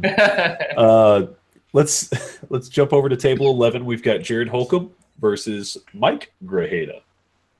And Todd, you've got Jared's list. Yeah, pulling that up. Okay, Jared is running elves. He has a horde of archers with the heart-seeking chant, as you do. He has 1, 2, 3, 4, 5 troops of the Silver Breeze cavalry. He didn't A upgrade. horde of Dracons with Brew of Haste. Can I make a Jarrett's from the mountain region where Adam plays, isn't he? I'm looking that up right now. I think he is. He has a horde of chariots with Nimble, which I like that unit. He has 3 Dragon Breaths. Yes, he He is. has the Standard Bearer with Diadem. He has a Noble on Chariot and a Dragon Lord with Blade of Slashing. I really This like is that. fucking gross. That's dirty, and I love it. Mhm. So That's a fucking nice one. do we want to take bets Hour if after this is play this. if this is Adam Ballard that he murdered some guy and put on his skin? Adam Ballard is actually like he's actually pod people the entire mountain region. So like, the second you play elves, you morph into Adam Ballard. War for John. That's awful. So he's playing Zord. Mike Grajeda, Great. Grajeda, who is playing also elves. Oh, so it's an elf off. It's polar opposite. Yes. There are Yeah. 3 regiments of Palace Guard, one with a Staying Stone. I actually really like Palace Guard regiments. Good on that. Yeah, they're good. Regiment of Stormwind Cavalry with Pushing the Caterpillar. A horde of Dracon Riders with the Brew of Haste. 2 hordes of Chariots, one with Fire Oil, one with Heart-Seeking Chant. Oh, 2 Bolt Throwers. 2 Army Standards, both mounted, one with the Banner of the Griffin, one with the Loot of Insatiable Darkness. 1 Elven Mage mounted with Bane Chant, Mind Fog, and the Black Iron Crown. 2 Noble War Chariots, and then a Dracon Rider Lord with the Blade of Beast Slaying.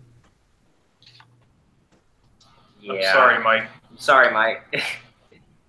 Unfortunately, Dude, Jared's list is you don't want to come into a Oh, mirror man. match with 4 times the Bill. amount of shooting you have and like be defense 4 or 3 on most of your shit. And you're like, okay, cool, I'm gonna get shot off the board. Awesome. Now, if it's something like push, right where he has to move. Yeah. Then Mike could have an advantage because those. I mean, he's got better nerve. He's got a little bit staying power. The hordes do give him of war chariots do give Mike some flexibility. And weirdly, the bolt throwers I think are going to be money in this matchup because it lets him plink off those Stormwind Cav troops. If he hits them, yeah. Yep. Those troops are going to harass the shit out of him. Oh, they're so good. They're so good. Stupid kid.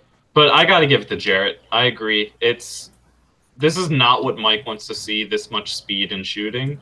And I think Jarrett's looking at going, oh, I outshoot you and I outspeed you largely. Okay. Jared's list gets fucking destroyed by a lot of other lists, not this one.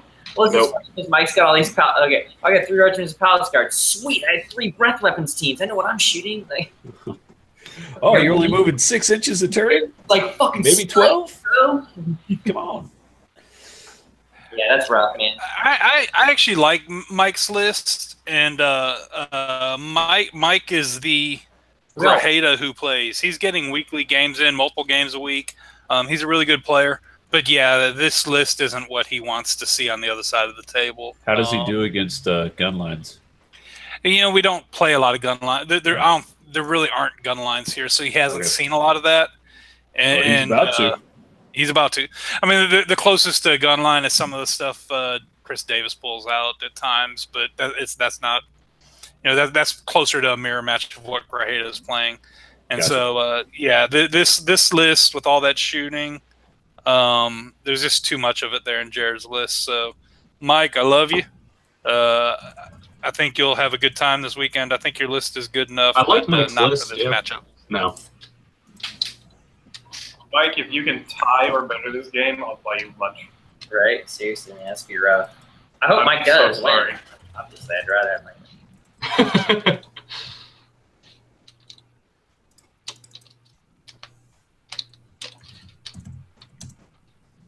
I got to throw my hat in the ring here for Jared also.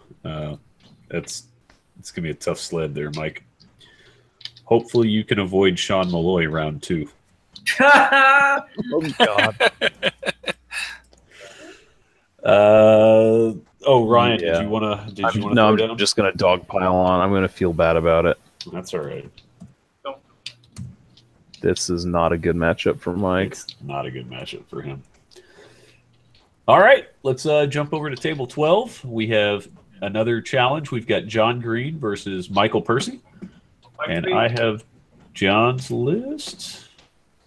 He said no. Here we go with the Spartans again. Sorry, Romans. Romans. What are they this year? All right.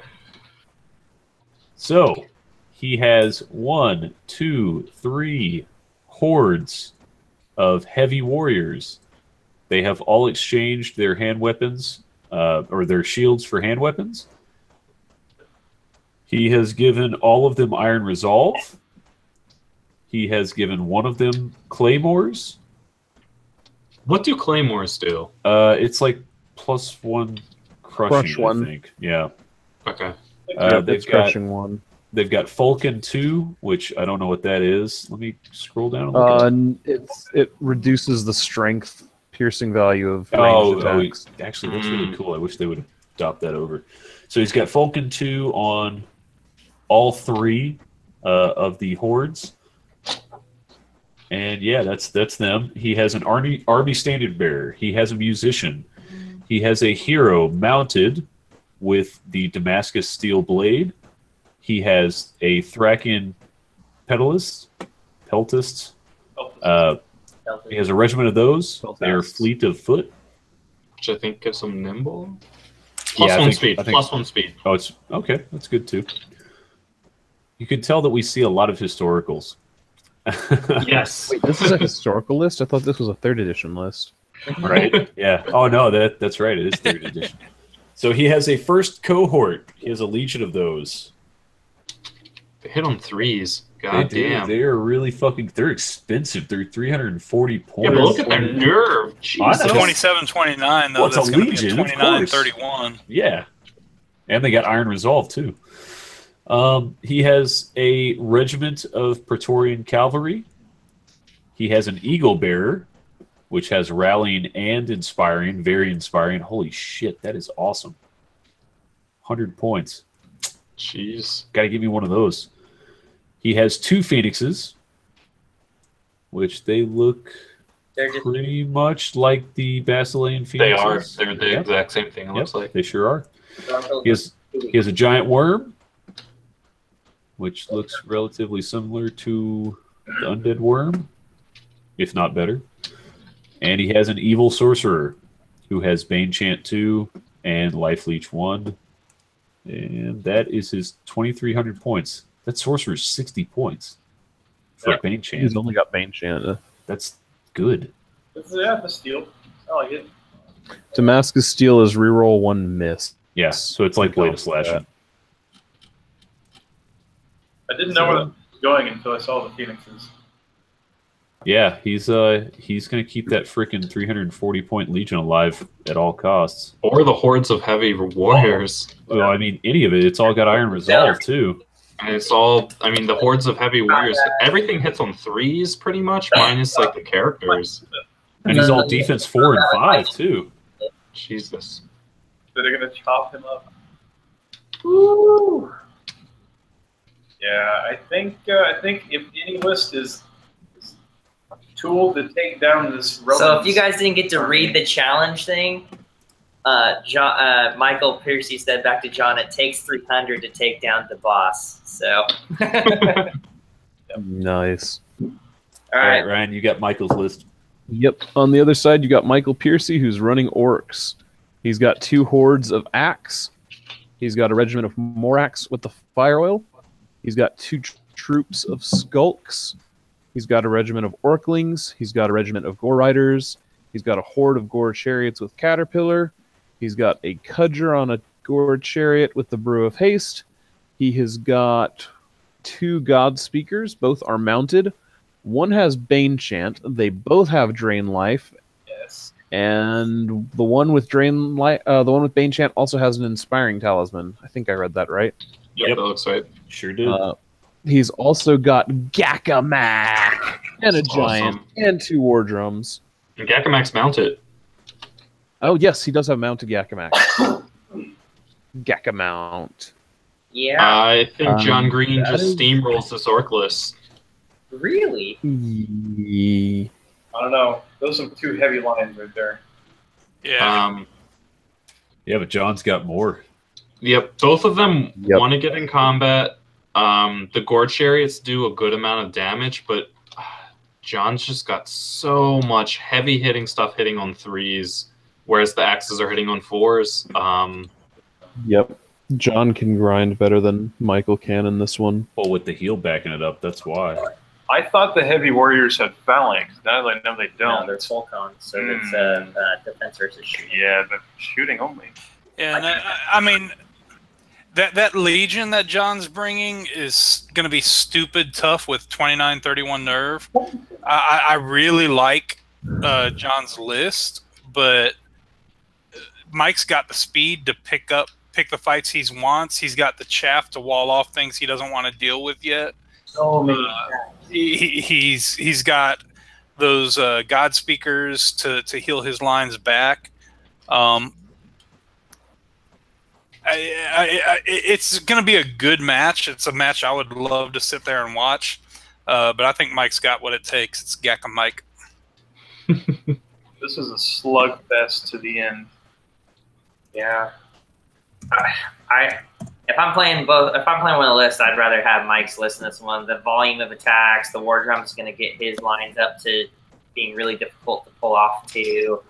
Both of them have rally. Yeah, dude, they both have Rally 2 running. That's what I'm saying. They're both going to have rally too, but Jesus. Mike's is going to be spread out further with having war drums. He can spread it to more units.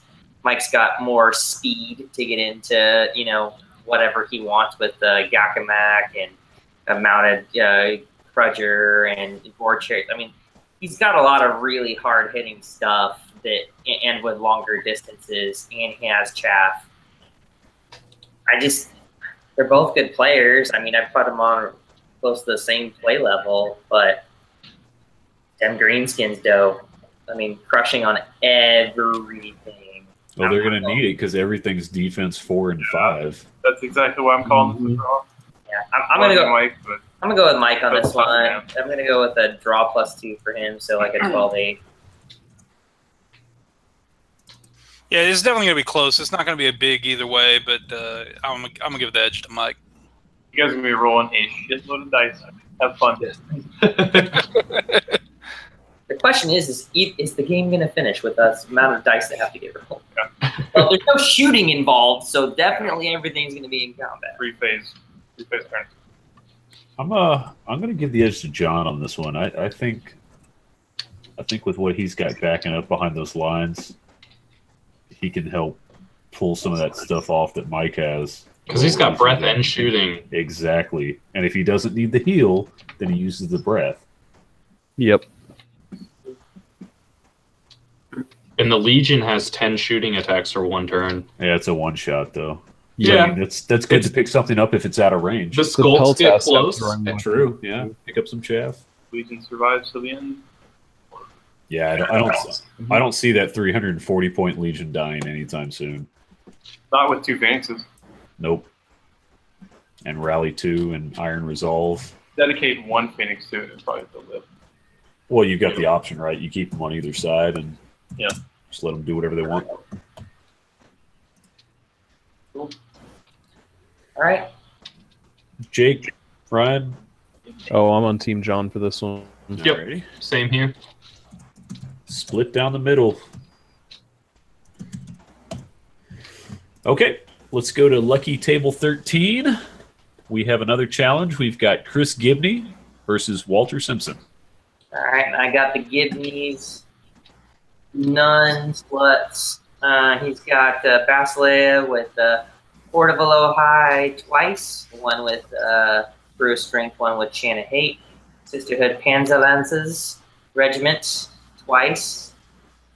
He's got Sisterhood Panzer Chariots, a horde of those, and another horde of those. One of them with Brew Sharpness, one with Caterpillar. An Abyss on Chariot, which is so good now. He's got Priestess. And Bane Chant 2 with the Black Iron Crown becomes 3 and mounted. Got an Alohi with an Aegis of the Alohi for doubling up on Iron Resolve. It's pretty good. And a Phoenix. Yeah, Walter. Walter is bringing Salamanders, and I love him for it. 2 regiments of primes and a horde of primes. The horde of primes has 2 hand weapons and a dragon shard shield. Solid. 2 hordes of fire elementals, going with the 2 base weapons there, slashing and crushing. Greater fire elemental, 2 Lakelodons, a herald on a raptor with breath weapon. A mage priest with Bane Chant 2, Sergei mounted. And Inspiring Talisman. Inspiring Talisman, yep. That is different. Yeah, it's a different one. And 1 mounted with Circle of Blood. Correct. And then you got 2 clan lords on fire drakes. 1 is flying with the blessing of the gods, and 1 is on foot with Wine of Eldertime. Yeah, that's cool. Nice. Also, I like the one. Classic Dino madness. So some thoughts. I don't like the Dragon Shard shield on the Horde of Salamander Primes. Not a fan. You don't like that 1 turn defense 6? Nah, not really, because you can't move, right? So, you're going to do it when you're not moving anyway. You pop it, Right. and somebody's going to come back into you because they can't kill you in one go. I tried to play around with it with Undead, even with the Surge, to try to get into combat and stuff, and I just found it was like, it's just one of those items that 1 out of 6 games you're going to be like, fuck yeah, that was amazing, but the other 5 games, you're either going to have held it back too long or used it too early. And I think that's the problem with it. 20 points. Speed?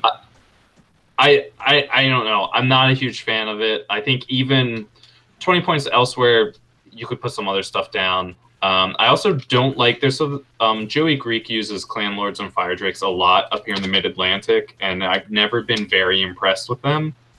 I do think this list is going to give Gibney some trouble, but Gibney has enough speed that if he plays it carefully, I think Gibney can take it. It depends how drunk Gibney gets on Friday night. So you know Walter.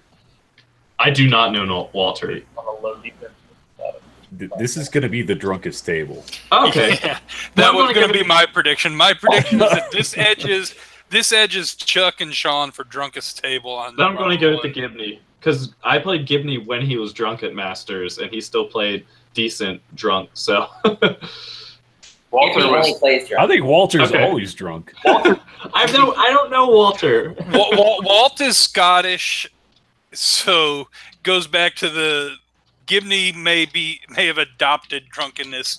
Walt was born to it. It's I like Walter's Gibney's DNA. list better. I really like those Sisterhood Panther Chariot units and the Aloe. Everything's movement 10 in his list pretty much. It's fast, yeah. So I'm going to go Gibney's list. Yeah, I think Walter's list is really good. I personally would like to see another greater fire elemental in there, rather than as many salamanders on mounted. Dinosaurs. Yeah, on The dinos. Sky Raiders with the Jar of Four Winds, I think, would have helped Walter's list quite a there's bit. all too. I think Gibney's obviously he's got the speed, but he's got a lot of places to bounce off of here, and if he bounces off, Walter's just going to eat his fucking Smash him. flank. He could bounce on a couple of those flanks too. Yeah, Right, that's true. the high defense is going to be rough for all those sisters to get through, but I'm going to tell you, if Gibney plays this right, he can definitely set this up quite well with the low high hordes and getting into some really good positions. I just really think this comes down to just Gibney roll a Snake Eyes at some point, and if he does, I think Walter can Just really take it. capitalize. I mean, Walter could be down a lot, and then as soon as Gibney bounces one time, it's all Walter's going to need to come off of it, because once his line starts rolling, it's just going to keep fucking going. So That's true. it's going to be rough, and it's going to be tough for Gibney to land the flank with those hordes of Aloha too. With the hordes that I'm not even talking about the Aloha. I'm talking about the sisters. Yep. The sisters are mostly probably they're gonna end up with front charges on a majority of stuff. And if he ends up getting front charges with those, they're dead. Like whatever he front charges with is probably going to die. Right. Gibney can double charge with the chariots and the Aloe into almost anything on Walter's army, though, assuming the Lalicodon don't tear Gibney apart, which they might. Walter outplays him, though. Walter uses all the terrain to his advantage. Pathfinder everywhere. Pathfinder and everything. Chariots. Yep. I mean, Jeff and Jordan have covered everything I was thinking. I mean, you have Walt has all that Pathfinder in his list. He's got all that nerve. If Gibney picks a wrong charge and gets hung up, it's game over for him. List on list, I would rather have Gibney's list. Yeah, absolutely. Yeah. But this could swing so much on just having a bad nerve roll that hangs you up where you don't blow through what you need to get through. And if Walt uses his terrain to his advantage with all the Pathfinder he has, with not much of it in this Basileia list. That said, God, I don't know which way to go. I'm gonna go drunkest table and a slight edge to the speed because speed kills. So I'll take Gibney and a slight edge. Yeah. Thanks, yeah. Don't roll any Snake Eyes, Walter, Gibney. 14-6. Yep. Go Walt with those dinosaurs. Jordan? Brian? Don't screw up your charges, and you got this, Gibney. Yep. That said, I've seen Chris play. So I've got an element of doubt there. Do you know if they're playing Friday night or Saturday? I imagine they're probably going to play Saturday because I think Gibney flies in Friday. All right. Okay, so you've got a semi-sober Gibney. I'll give him the nod for the semi-sobriety to start the game. He'll position himself well for the drunk phases. I think I'm going to throw in here with you, Jordan. I think Walt's going to win this.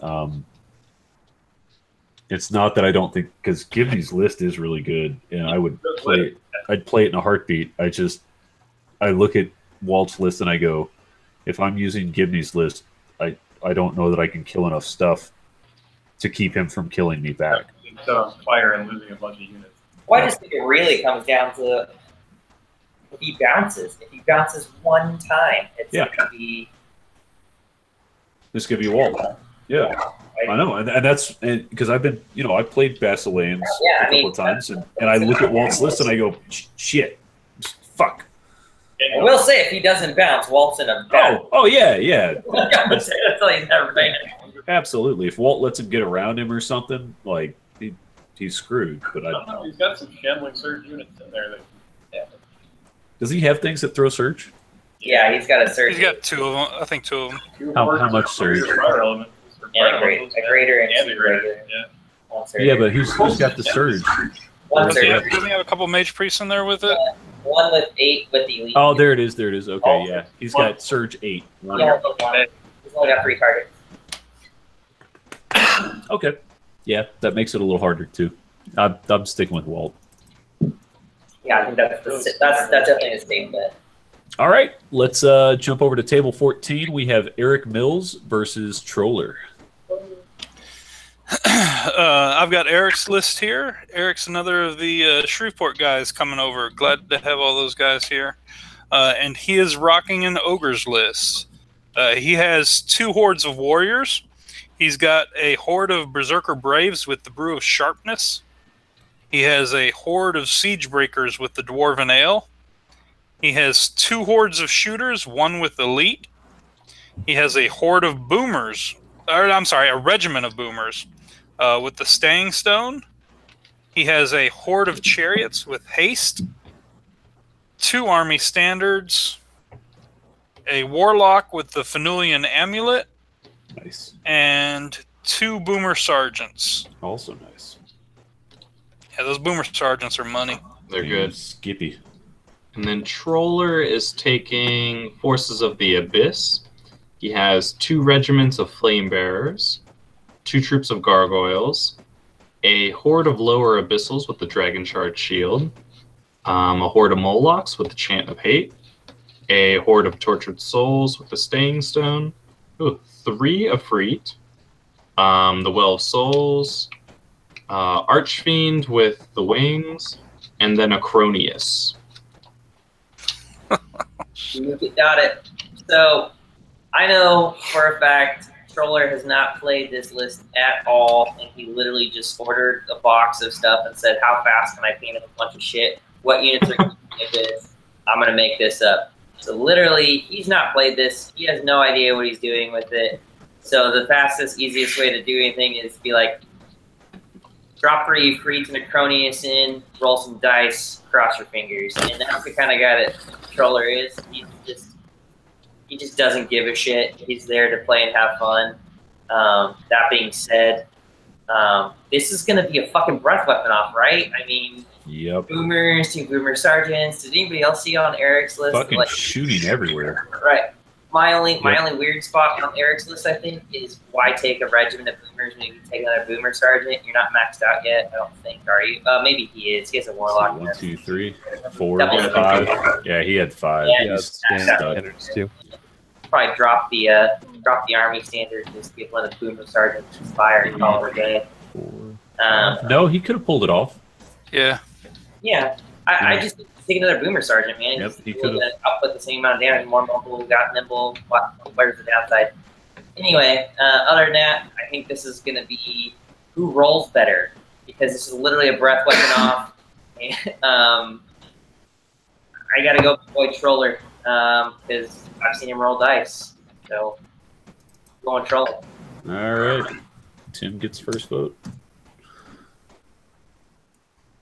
Who else wants to jump in? Tim's list looks a lot like one I was building, which means it's probably not very good. Literally the army.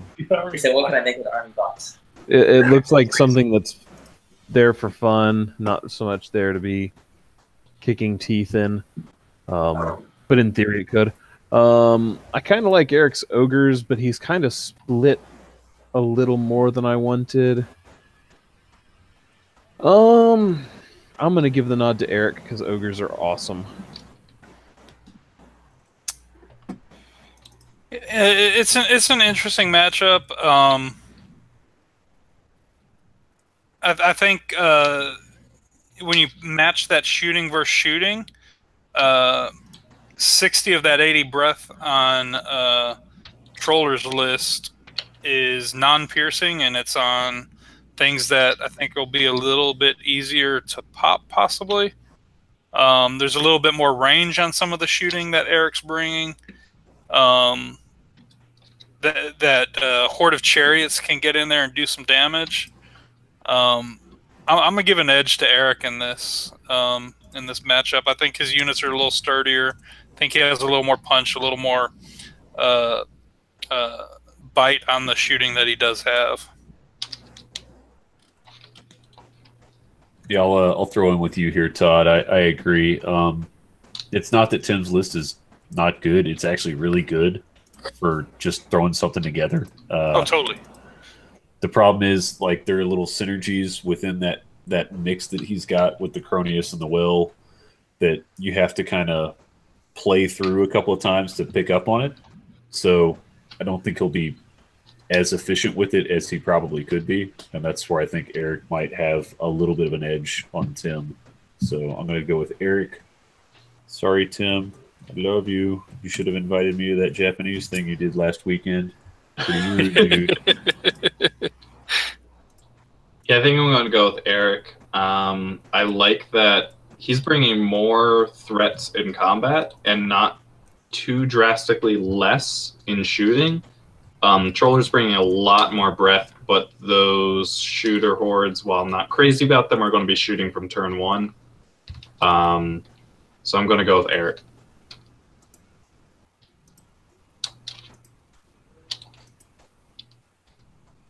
Cool. Jordan, do you have a take? You muted him, Mark. I built the Ogre's list a while ago. Yeah, we were exactly like hearing a little bit of a background. I love you, but this Ogre's list is like probably something that exactly like I make. So you're going with the Ogres? Yeah, I'm going to go 12-8 to the Ogres. All right. Okay. Let's go to table 15. We have the replacement challenge with Dan King and Matt Young because no one had the balls to step up to Dan King. It took my boy Matt Young to do it. So here's what Dan is bringing to the table. He has got Varangur. He has 1, 2, 3 regiments of Thrall. He has 2 hordes of Fallen. One of them has Caterpillar. All right, I'm going to mute you guys again. Killing me. Bad. Okay, better. And back to Dan's list. All right, so he had 2 hordes of Fallen. One of them had Caterpillar. One of them was Brew of Strength. He has 1 regiment of the Mounted Sons of Korgan. They have the Fury upgrade and Brew of Sharpness. He has 2 troops of Horse Raiders. They have both swapped their throwing weapons for bows, and they lose piercing. He has 1, 2, 3 of the Magus Conclaves, and who can guess how many of them are upgraded? If you guessed 100%, you are correct. And he has 2 Kings on Chimera. Both of them have the Fury upgrade. One of them has Chant of Hate. One of them has Brew of Haste. That is deceptive. All right. Ryan. Defending the honor of America on behalf of us is Matt Young with his Ogres.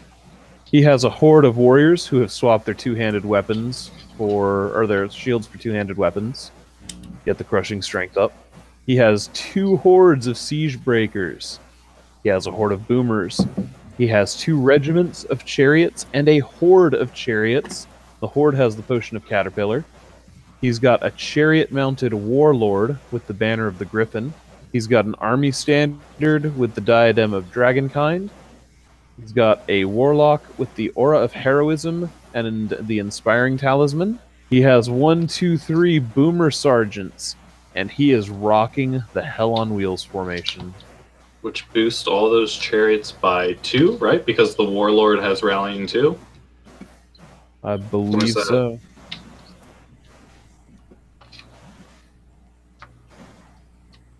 I like Matt's list. Yeah, but it boosts their nerve by 1 and gives the rally to the Warlord. Okay, so it boosts their nerve by 1, and then Warlord gets rally 1. And then Okay. gives the Warlord rally 1.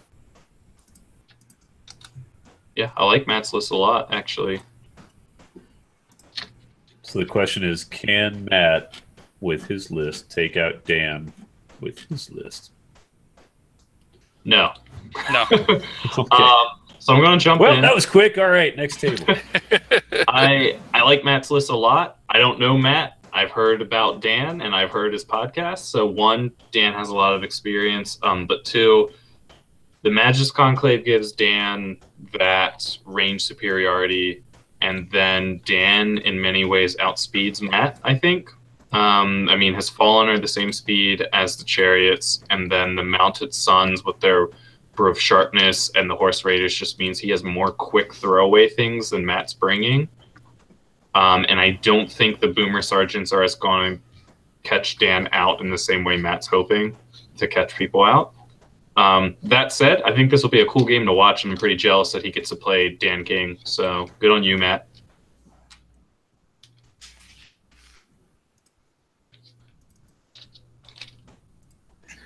You could have made the challenge, Jake. Could have been you. It could have been me. I couldn't blame Rob. I went to Blue City Brawl. Could have gone to both. I'm going to both. I'm going to both. Dude, I make a librarian Todd. salary. Everybody on this cast except Jordan is going to both of those things. Didn't multiple of you drive to Blue City Brawl, though? So Yeah. That's a big cost And? difference. I don't know how much gas costs in your area. I flew to Blue Days City off of Brawl. work. Could have flown to both. Well, I'm going off of experience in this one, and I think Matt's a decent player, and I think he'll do well at the tournament. But Dan's got so much quick punch stuff through here that Ogre Chariots are chariots, but they're still slow by comparison. Dan's got enough stuff that he can run into combat and then use his chaff to minimize any threat of, Matt coming back at him afterwards. I just don't know that Matt's pretty heavily invested some shooting as well. That's pretty minuscule. I mean, it's not really going to do a lot of damage to Dan, and Dan's got a lot of longer range pokey that he can lighten up a little bit of his target before he comes on in. I'm going to go with experience in this one. I mean, I'd love for Matt to win this one, but I'd actually like him not to win this one so that Dan doesn't get to do some submarine action and do pretty well. So yeah, hopefully, if you're gonna win, if you're gonna lose, Matt, lose big. So. So if it starts to go south, just throw the whole thing. Yeah. Just flip the table. The table, give him a 20, so he has to play. For anybody who doesn't know, Matt Young is the guy who's doing the Hobby Sauce YouTube Correct. videos. He's a really, really good guy. I love Matt. Both him and Jose, both out there in Abilene, are just really good dudes. Yeah. If you haven't seen some of the stuff Matt's painting, I'm excited to see this army. From what I hear, he may not have it totally tricked out to the level he wants by Lone Wolf, but he's got some really cool stuff he's doing with it. There's going to be a lot of conversions in it. But on the lists, Ogres have a lot of punch, but they can't. Dan has all the speed to pick the fights he wants to blast through things. He's got the experience. I just can't see Dan not winning here. So I think it'll be a fun game. I think both guys are going to have a good time, but I got to go Dan. On that note with speed, Dan wins on speed. If Matt can get those fucking chimeras locked down, maybe turn 2 or 3 and grind one out, he might have a chance. How's he going to lock him down, though? Well, not to bounce. He's going to force his hands, yeah. By grinding them, clearly. Yeah. Make him make a decision. But unless you get rid of those 2 bastards, Dan you will don't have to have bounce. very much of it. And the chimeras are so threatening. Like, They're good, yeah. yes. And probably Look at how Matt Matt's can't got all see the those army. points of siege breakers too. That like Dan stuff just melts anyway, even if he goes in the front of it with all that crushing. Yep. You'll be able to view Matt's beautiful army on the side of the table by its front. It'll be gorgeous. Ryan, any thoughts? Yeah, I think you guys are forgetting one important thing. Friday night. Dan King is like 2/3 of the man he used to be, which means Oh my God, he's right. so he's going to be really hungover because it's going to be our personal mission to make him really hungover, and that means it's going to take him 6 turns to win this game instead of 4. Now, if they were playing Jenga, Matt would kick his fucking ass. Dan King, the world's worst Jenga player. I didn't tell you guys about that new scenario I was writing, did I? It's Jenga now, all of a sudden. Yeah, Dan is really probably going to win that. But I'm going to go with Matt because fuck Dan. Haha. You get to rego them. No. Oh, man. But that is a good point. Dan's lost like 1 million fucking pounds. He's lost at least 8 stone. Yeah, I don't think he's actually lost 8 stone. I think he's lost like 3 stone. I don't know what that is, but 22 pounds. It's a lot. Good for you, Dan. He is his alcohol absorption rate is gonna fuck him up. It's gonna be great. We can Glorious. I might try and get him to pass out during this game. You might not have to. He woke up drunk at Lone Wolf last year because we roomed together. If he gets drunk, if he gets just the right amount of drunk, and Matt does finish his army, he'll be sitting there the whole time looking at Matt's army. Oh, gorgeous.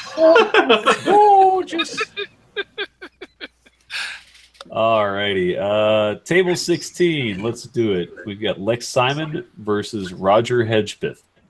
Do I need to read this list? Yeah. It looks. Let Jeff read his I was list. going to say, why is Lex running Jeff Swan's list? Because I think that's what he's I doing. love the list. I can't place my finger on why. Just so fucking good. Did he even bother to scratch your name out when he turned it in? That Lex Swan. Lex Swan. No, but seriously, Jeff, you need to read it. Oh, you want me to read it? Okay. Somebody needs to fucking read it. Sure. You, Mark. I think it's on you. It's not Sure. supposed to be me. Why No, not? it's literally It's you. you. No. But not Jeff can't even read his own fucking name. Your list, Jeff. All right. So I don't anyway, have a schedule. I'm just going when you say got, go. Lex is playing Trident Realms.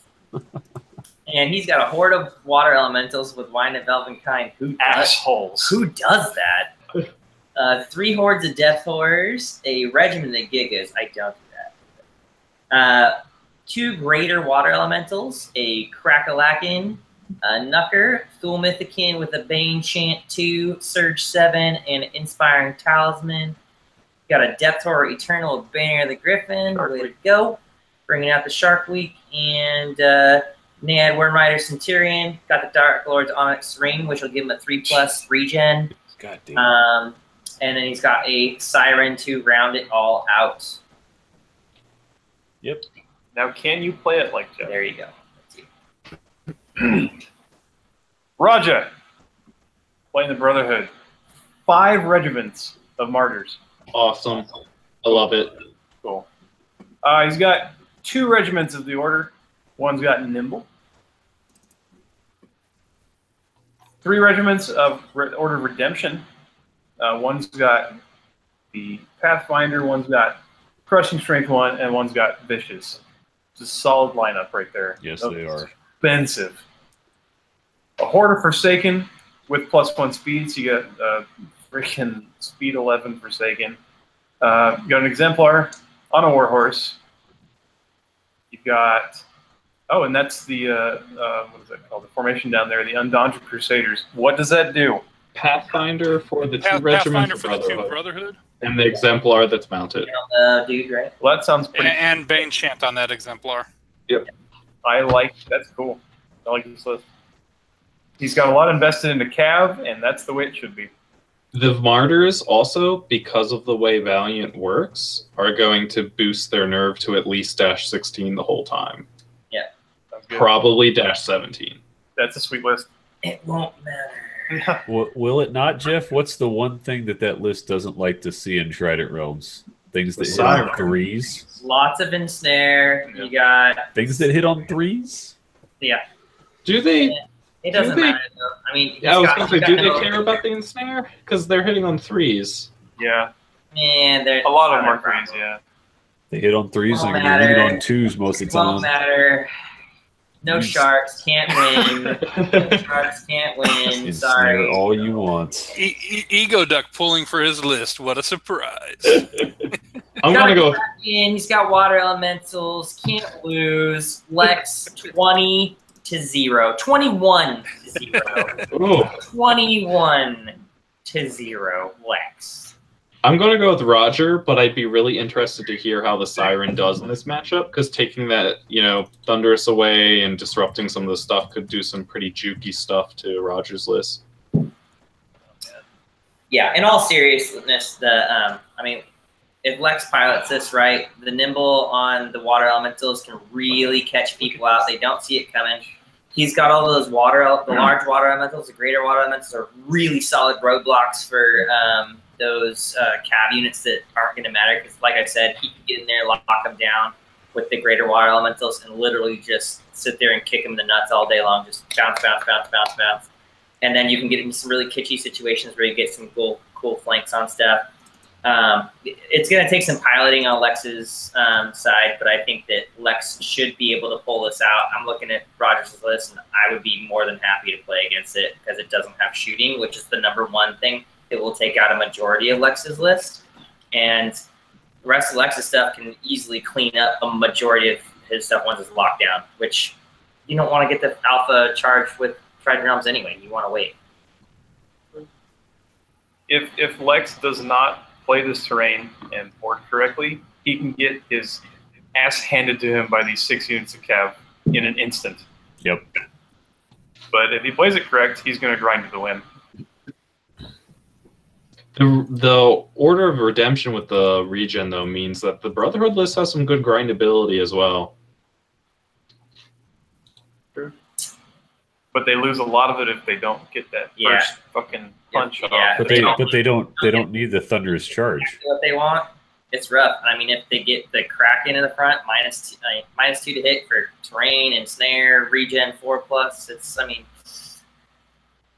You don't want to grind with the Kraken, definitely not. Yeah, and I mean, you got to at some point, otherwise you're gonna bounce off of someone getting flanked by 30 attacks from a Kraken in the flank. It's just not pretty either. So I don't know. In this, I like both lists, but I feel that I've played Jeff. I've played your list a lot when I was playing you, but I think that's a list that takes a lot of practice with. yeah, And Lex is a super good guy. I love Lex to death, but he just doesn't play a lot. He pretty much comes to tournaments, and then during his, he's a teacher. He'll come out during the summers and the breaks and stuff, but he doesn't play a lot. And so I don't know that he's got much practice with this list, and it's one that takes some practice, I feel. And there's just so much stuff that hits on threes. There's Pathfinder everywhere. You got the Bane Chant. I'm going to go with Roger on this one. I agree. It definitely takes a lot to pilot that list. I'm going to go with you there too, Todd. There is a lot of Pathfinder. There are things that fly, and he's got 5 pieces of shaft that he could wall up if he needed to. He doesn't, but he could.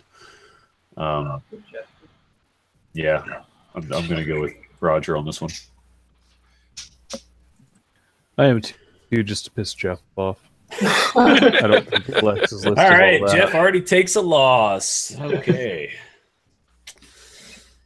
Let's do table 17. We've got Chuck Gavlak versus Sean Malloy. This is a challenge because Sean can't remember who Chuck is. So Chuck Where is Sean's list? Sean's list is You there. probably forgot to turn it in. Fucking table. It's going to be... I don't know. Most truck table might go here. It's going to be close between this and the Walt table. Does Sean even have a list put in? Yeah, I I don't don't see one. He said he sent me one. Let me find it. Well, while you're looking, Mark, I'll read Chuck's list. I've got that. Cool. Chuck is rocking Varinger. He has a horde of the warband with elite. He has 2 hordes of the fallen, with one of them with fire oil. 2 troops of tundra wolves. 2 troops of mounted sons with fury. He has 1 elite magus conclave. He has 3 mounted maguses with fireball 12. 1 is inspiring. 1 has fireheart. And 1 has heart-seeking chant. And then he has a king on chimera with fury and the healing brew. Such a Chuck list. He knew what he wanted. He knew what he wanted, built it, and threw some So magic in Chuck. there. Yeah, it's good. I want a bunch of individuals that can shoot shit. And then I'm going to go drink beer and go organic. I swear he sent me a list. His email address is William Wallace. I'm looking for it, and I'm not seeing it. Guess that makes him alive again. You guys remember it from Kingdoms of- you remember it from memory, right, Jeff? Yeah, I'm going to try. So it's Kingdoms of Men, Yeah. right? Uh-huh. And he's got, like 3 hordes of the Is it 3 or 4? The polearm guys. I think it's 4. 4? 4 troops of bowmen. Yeah. I can't remember. It's Kingdoms of Men with a bunch of hordes of the pikemen, heavy pikes. The elite ensnared pikemen, right? Nope, not the ensnare ones, just the polearms, the cheap ones. And then... Oh, you're right. You're right. War Beast.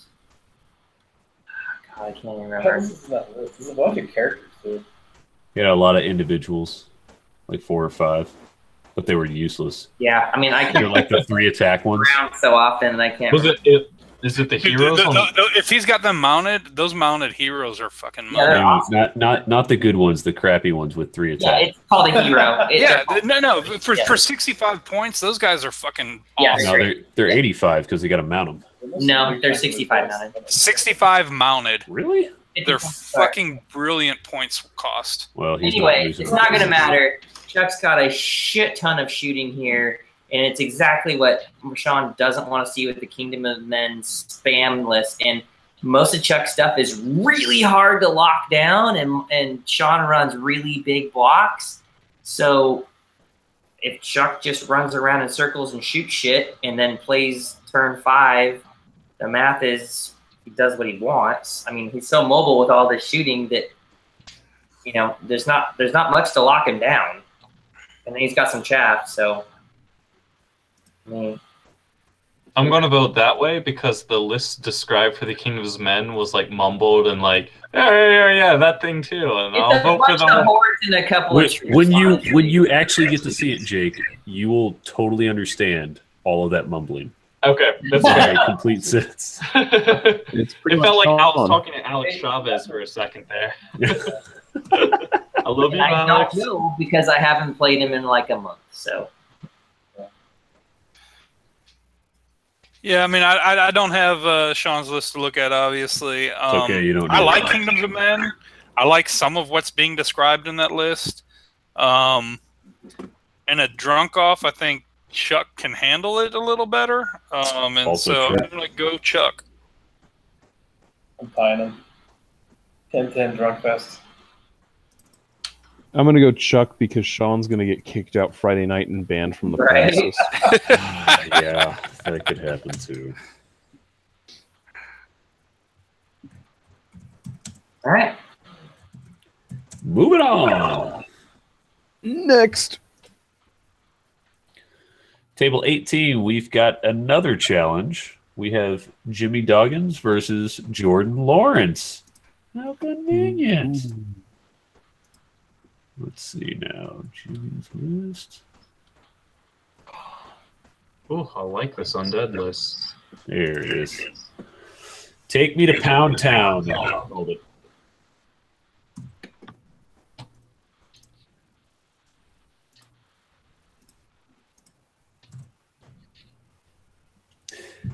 Jimmy is bringing a horde of skeleton warriors. He has the Giant Rat upgrade, and Banner of the Griffin on the Warriors. He has 2 troops of ghouls. He has a troop of Soul Reaver infantry. They have the Brew of Haste. He has 1, 2, 3 troops of wraiths. Awesome. He has a regiment of mummies. He has a legion of zombies. They also have the giant rats. He has a horde of werewolves with the healing brew. He has a horde of wights. He has 1, 2 Lich Kings. Both of them have the Heal 6 upgrade. One of them has Fireheart. The other one has Shroud of the Saint. Oh, nice. And he rounds it out with a Lycanus with the Blade of Slashing. It's a pretty decent little list. Yep, I like it. Nice. Right, on the Ryan, other you're side, Jordan is running something called Twilight Kin that I think are out of the Historicals book. I think it's a My Little Pony army, right? He's got a regiment of shadows. He's got 2 regiments of blade dancers, 2 regiments of dark knights, a troop of heralds of woe, a horde of dark scythe chariots, a twilight dragon breath, not 1 but 2 hydras, a dark lord on Pegasus, a dark lord on dragon, and an assassin. Lots of shooty stuff. Well, not as much as it. Maybe I'm, jaded from being in my region, but not that much, right? It's not that much now that I'm looking at it. Like the blade dancers sound like they should shoot, but they don't. Yep. I don't know. This is the first time I've ever seen Twilight Kin. So right. Their names are I don't weird. know what this is. They shoot Dark knives into your ass. I'm going to go with Jordan only because I really like Jimmy's list. I love the 2 troops of ghouls, 3 troops of wraiths. It gives you so much tactical flexibility.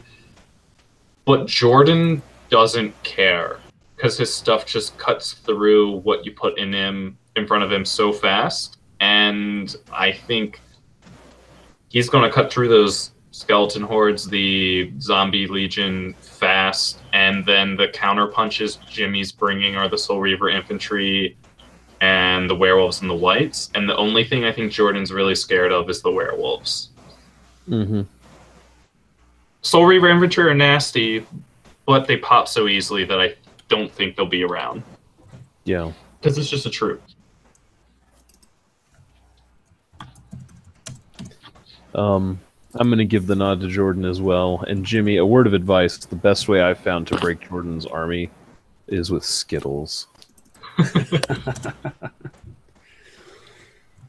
I'll throw in here. I agree. I've seen Jordan play, and he's not worried about this list. It's not that it's actually a really good list. I'm surprised because Jimmy's supposed to be a newer player, so it's a really well put together list, and it's got a lot of tools in the basket. But man, Jordan is going to be able to pick apart a lot of the things that he needs to here.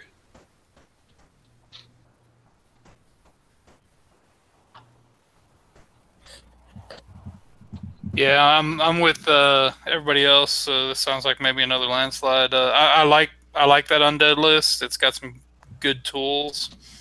I love the Shroud on the Lich King, the double Lich King. That's a really good utility there. But Jordan's just going to be able to pick more of the fights. He's got the ability to punch through things a lot quicker. If things do get bogged down, that heal can swing it the other way. I mean, it could go either way, but I'm gonna have to side with my Titan brother and go with Jordan in this one. I really like the Wraith troops. I think they'll be invaluable in this matchup. And if he can use them right, he definitely has the tools to win, but I think Jordan's got the edge. All right, you two. You want to come off mute and tell us why Jordan was bouncing around so much? Man, fuck you. You were like... About Ryan throwing Skittles and shit and breaking the Yeah, I mean, pretty much for you guys it says wait until the end, but I mean, I was literally saying we were reading the army. It's just like the 3 troops of Wraiths are going to be really useful and stuff for him, and the mummies and werewolves are really the only threats that he even has in his army. Jordan's blade dancers are just fucking god awful. How stupid he rolls with those bitches. I have lost so many units to front charges from one regiment of blade dancers that should never have happened, and it's just stupid. But I mean, you gotta respect the Dark Knights too, because they probably were some of the best knights in the game. They'll just completely delete units, no problem. It's got so much elite power, so much more range. Vicious on everything makes a really big difference. I think, go with you guys on the landslide on Jordan. Pretty heavy victory. Jimmy, we're gonna have a good time, man. I'm gonna pop your tournament cherry the way it should be popped. I said exactly the same thing Jake did. I'm worried about Wraiths and I'm worried about werewolves. Just because they're quick. And that's what my army relies on, fast. So, I don't get to vote in that. You can vote if you want, but I think we all know Jimmy's how going to beat me 20-0. I'm a dick. Let me just correct that and put you up there. All right, let's jump over to table 19. Jeff and Jordan, you guys are reading. We have Matt Carmack versus Ryan Magoo Chieson. Yeah, I'm pulling up Magoo right now. So Another challenge. How many challenges did we have this first round? We have 18 challenges grand total in the tournament, which is a fucking lot. Yeah. That's almost half the field. It's pretty damn close. Awesome. Got my boy Matt Carmack here. He's playing the Empire of Dust. He's got 2 regiments of swarms. He's got Revenant chariots. Wow. Let's see. 1, 2, 3, 4, 5. And a horde. 5 regiments 2 hordes. Chariots. 2 hordes of chariots. 1 of the regiments has the banner of the Griffin. 1 bone giant, 1 pharaoh with wings of honey maze, two pharaohs on chariots, blade of slashing on 1, undead BSB with a loot mounted, and Isle of Shobik. Damn. You say chariot? Alright, he's playing Magoo. The other kin. Oh, it's like my boy! Look at this. 2 Reaper Guard regiment. 2 Blade Didger. Okay, I gotta come give you a One's got elite too. 2 troops of guards. A horde of abyssals with a banner. Good. 3 hordes of abyssal riders. That's the only thing I don't really use. But one's got Pathfinder and one's got the 80. The last one's 80. He looks like he got 1, 2, 3 high priestesses. All on horses, I'm assuming. No? 1 on a horse. You got Bane Chant Inspiring floating around there. You got Breath Attack floating around there. And you have Veil of Shadows. Cool. And you finish it off with an Armed Standard Bearer on a horse. I used to do that. Until I discovered the Dark Lord on Pegasus. Bro, I gotta go with my kin. On this one. I'm looking at Matt's list. Cool. Unfortunately, chariots don't hold up too long. Defense 4, yeah, cool. Fearless 15. Fearless 15, Fearless 18s, but defense 4 is what kin needs to be correct. Yeah, the vicious of the kin is going to be really vicious. You better hopes to get some good charges off and delete some of these units early. Mm. Because the counterpunch it's there. It's real. Real, man. So I'm gonna have to go a solid 14 to the kin unless he can pull some crazy shenanigans out. I'm going to go the other way. I think Ryan with the kin does have some tools to cause some real trouble for the Empire of Dust, but there's so many drops in this Revenant chariot, fest right here, and the pharaohs on the chariots are actually pretty tough.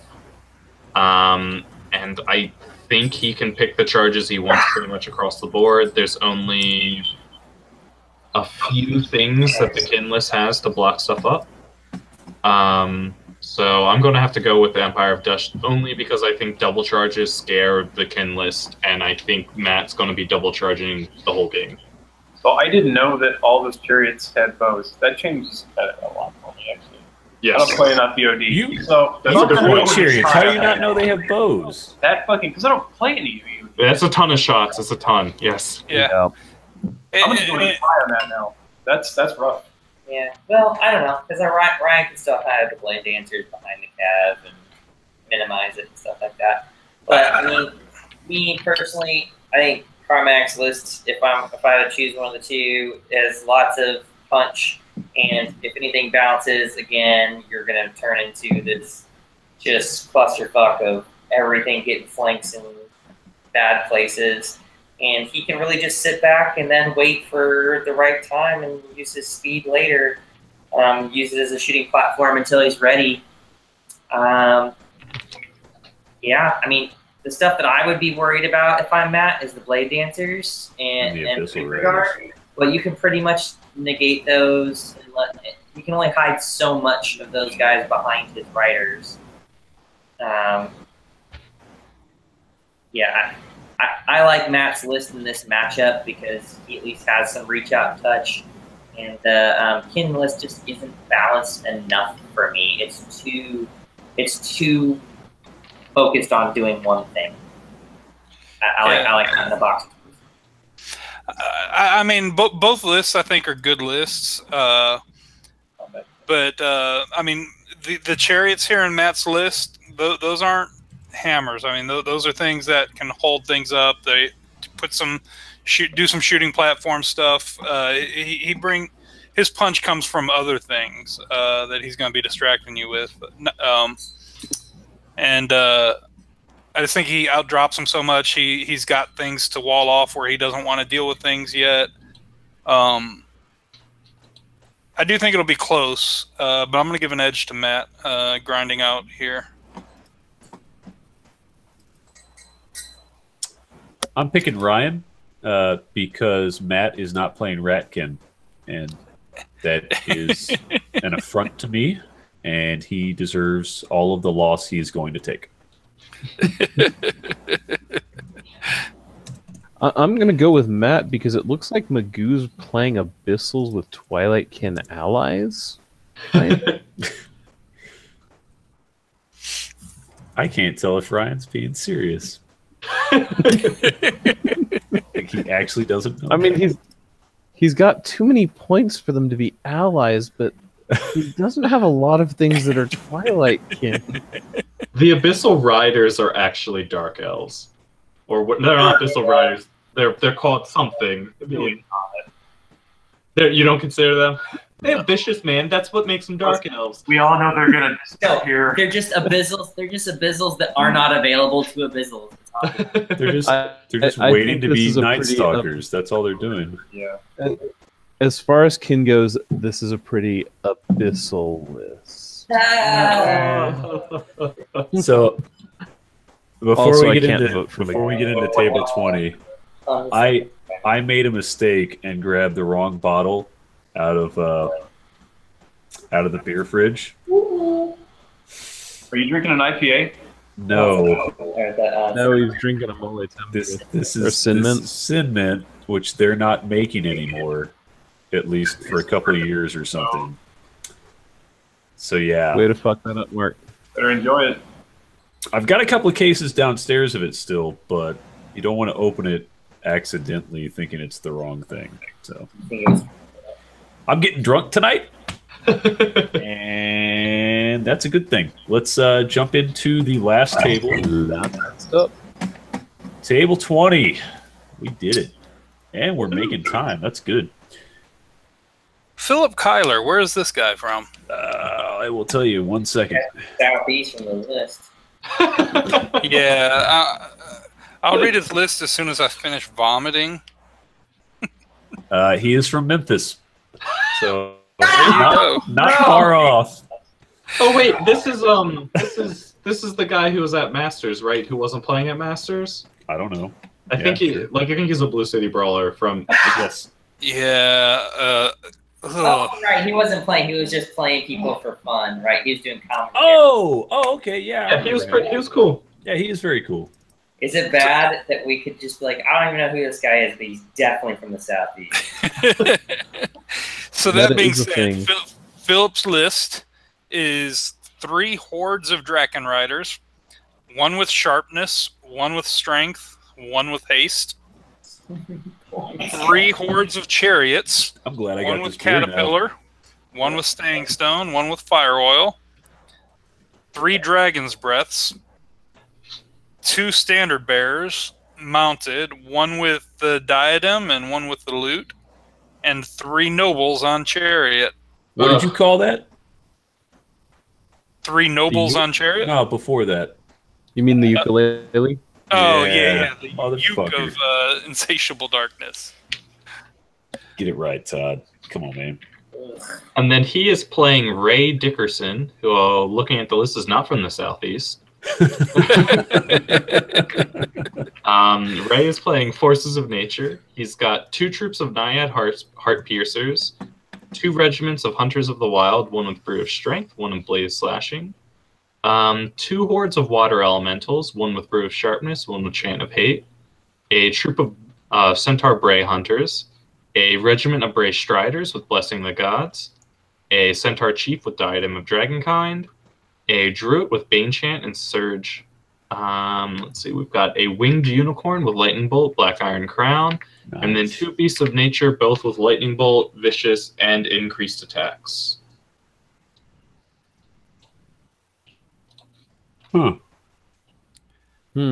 So short and sweet. I think Philip's list does naughty things to Ray's list. There's just Philip has so much shooting, so much hard hitting stuff, so much speed. Then he's got Breath 40 to back it up because why not? And I think Ray's list, while it's cool and it looks pretty balanced, just gets steamrolled.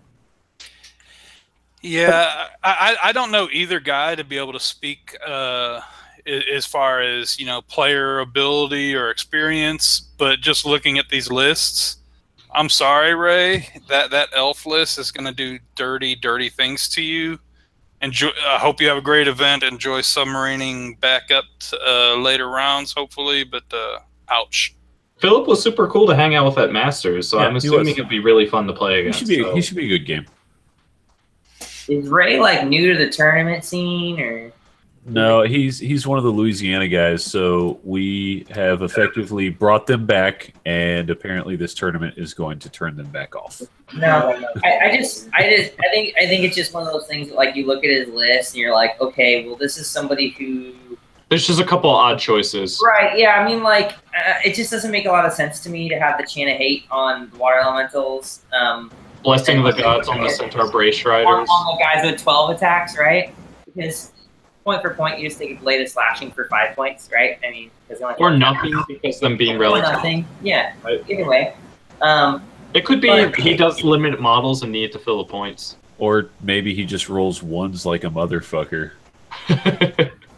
Or like, I mean, like the Centaur Chief's got Diadem and Dragonkind, right? You can give him a bow for 10 points, which is a third the cost, and you're still going to get pretty much half the amount of shots out of it. So, and more range and all that. So it's just a really weird list to see, and then you see Philip's list, which is very southeasty, very min-maxed. I mean, nothing against the guy or whatever, but I mean, it's one of the 30-year lists. Well, I mean, remember, these guys haven't been playing a lot of Kings of War out there as much, I'm thinking, because they're starting to get back into it. Yeah. And what do we always see when somebody starts to get into something? They upgrade almost every unit that they have. And, yeah. He's got 200 points almost in magic items, and it's just, I mean, I honestly, that's the Philip's list, though, too. He'll get like, Ray will get played, and he'll kind of figure out through the tournament, like, oh man, I really didn't need to get that, and that. And then when he reapplies those points back into his list, he'll find things that, like, really pay off for the strategy he's going for. Like, it's not a bad list. It's just not a good matchup that he's going into for this first round at all. Philip almost has 200 points in magic items as well. Yeah, but I mean, he's also got a list that's going to break your dick in shooting, and then when it's Punch you almost in the done, face. he's going to Drake on the shit out of you. Right? Philip's list is obviously superior in build. Ray, the only advice I give Ray is that drop a lot of those mag items, get a whole other regiment of Brave Raiders or something. Well, Ray, good luck, man. You're gonna need it. I hope you have a really fun time. If you want some pointers or something, be more than happy to help. But And Philip will be a good game. Like, Philip will talk with him afterwards and be like, hey, man, like, maybe try this, this, and this next time. So one of the biggest things, Ray, if you're watching, is those wild hunters that you have, hunters of wild you got right there. Give one of those guys a +1 movement so they can vanguard 14 inches and can charge stuff on turn 1. I mean, it can just really put you in a really good position early on. Scare the shit out of your opponent, too. Yeah, you can really do some fun stuff with that. You have a lot of weird magic items that are just sucking up a lot of your points, and it's really difficult for you. But like I said, hope you have fun. I have to choose Philip for this one, unfortunately. I hope you have a great time.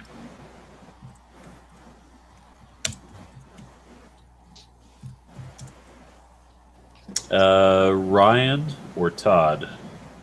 I have nothing new to add to that.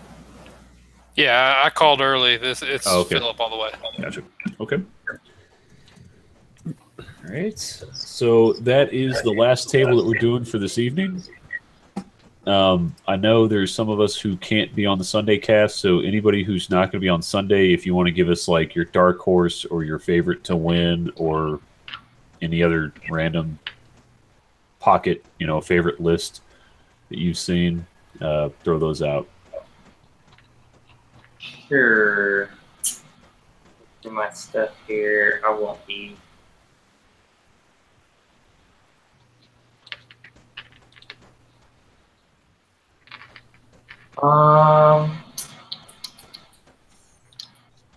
That's good beer. I don't know. I think Dustin Howard has a really good shot this year for it. I mean, that list he's been rolling up is going to be pretty good.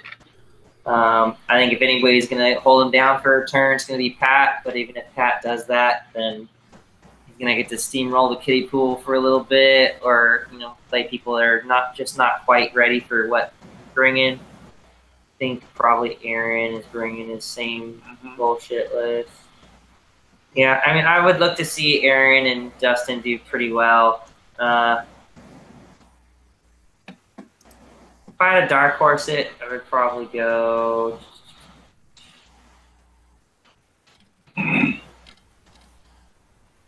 Oh my God, is Clint Tennell coming? Yep.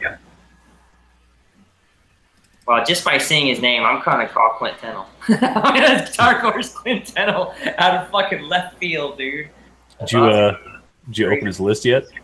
I did not. Look at it. It's pretty cool. Oh my God! Right? Oh my God! Does he have to have 2 display boards? You'd think so, right? Oh my God! I'm definitely going Clint. Wow, that is awesome.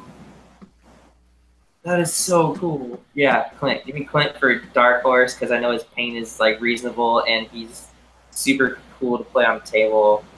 I think as far as winning the event goes, I think we're really going to be between about 4 people in that room, and I think Dan King, Aaron Chapman, and Dustin are pretty solid options, but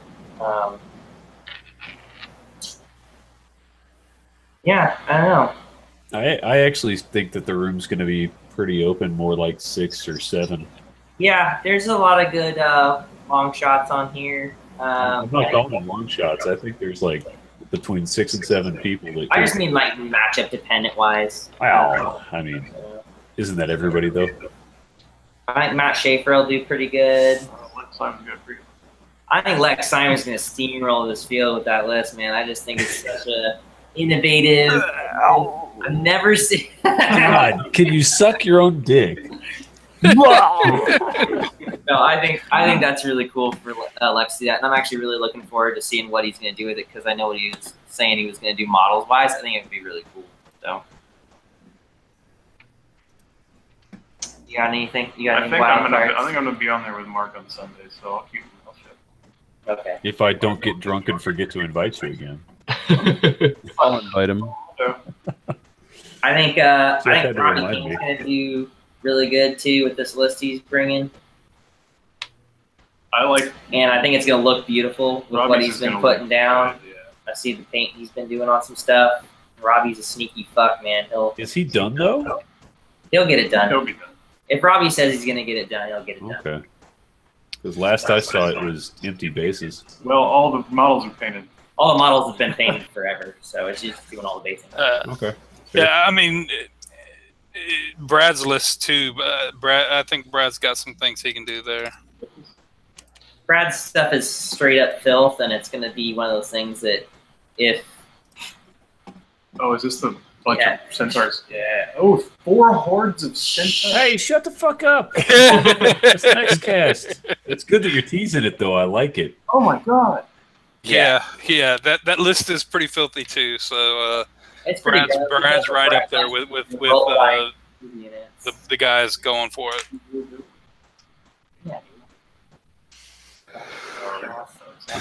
Pretty interesting. That's all it is. Anyways, yep. Brad's not going to win it, but I mean, because Brad's paint will hold him back. But yeah, I honestly, I think Dustin's got this one, depending on scenarios and everything like that. I don't know how. Or did you tell anybody how you're going to be scoring? Like, are you using any of the scoring stuff? So if you have nimble, you're going to be -1 for scoring. Yep, all of that is in play. Yep. Okay.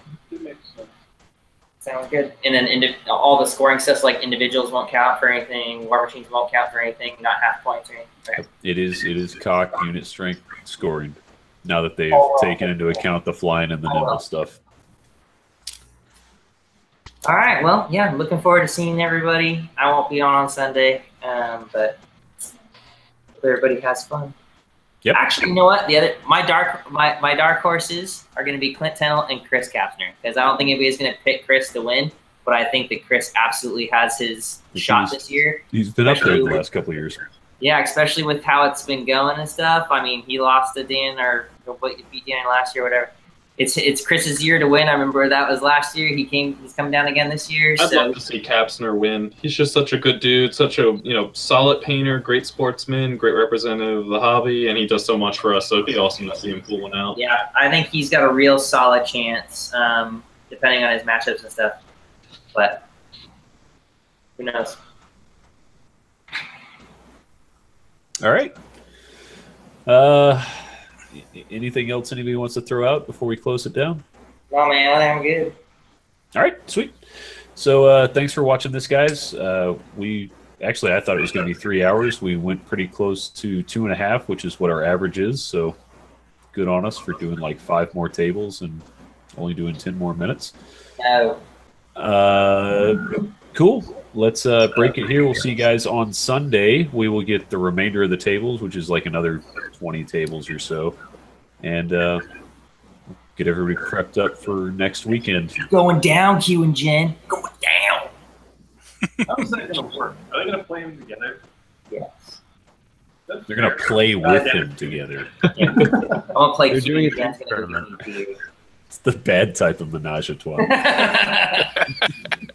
They're gonna make themselves a swan sandwich. Jeff will be the cheese in that sandwich. I think so. Just like the mayonnaise. God. Please no. Oh, end on a high note. See you guys later.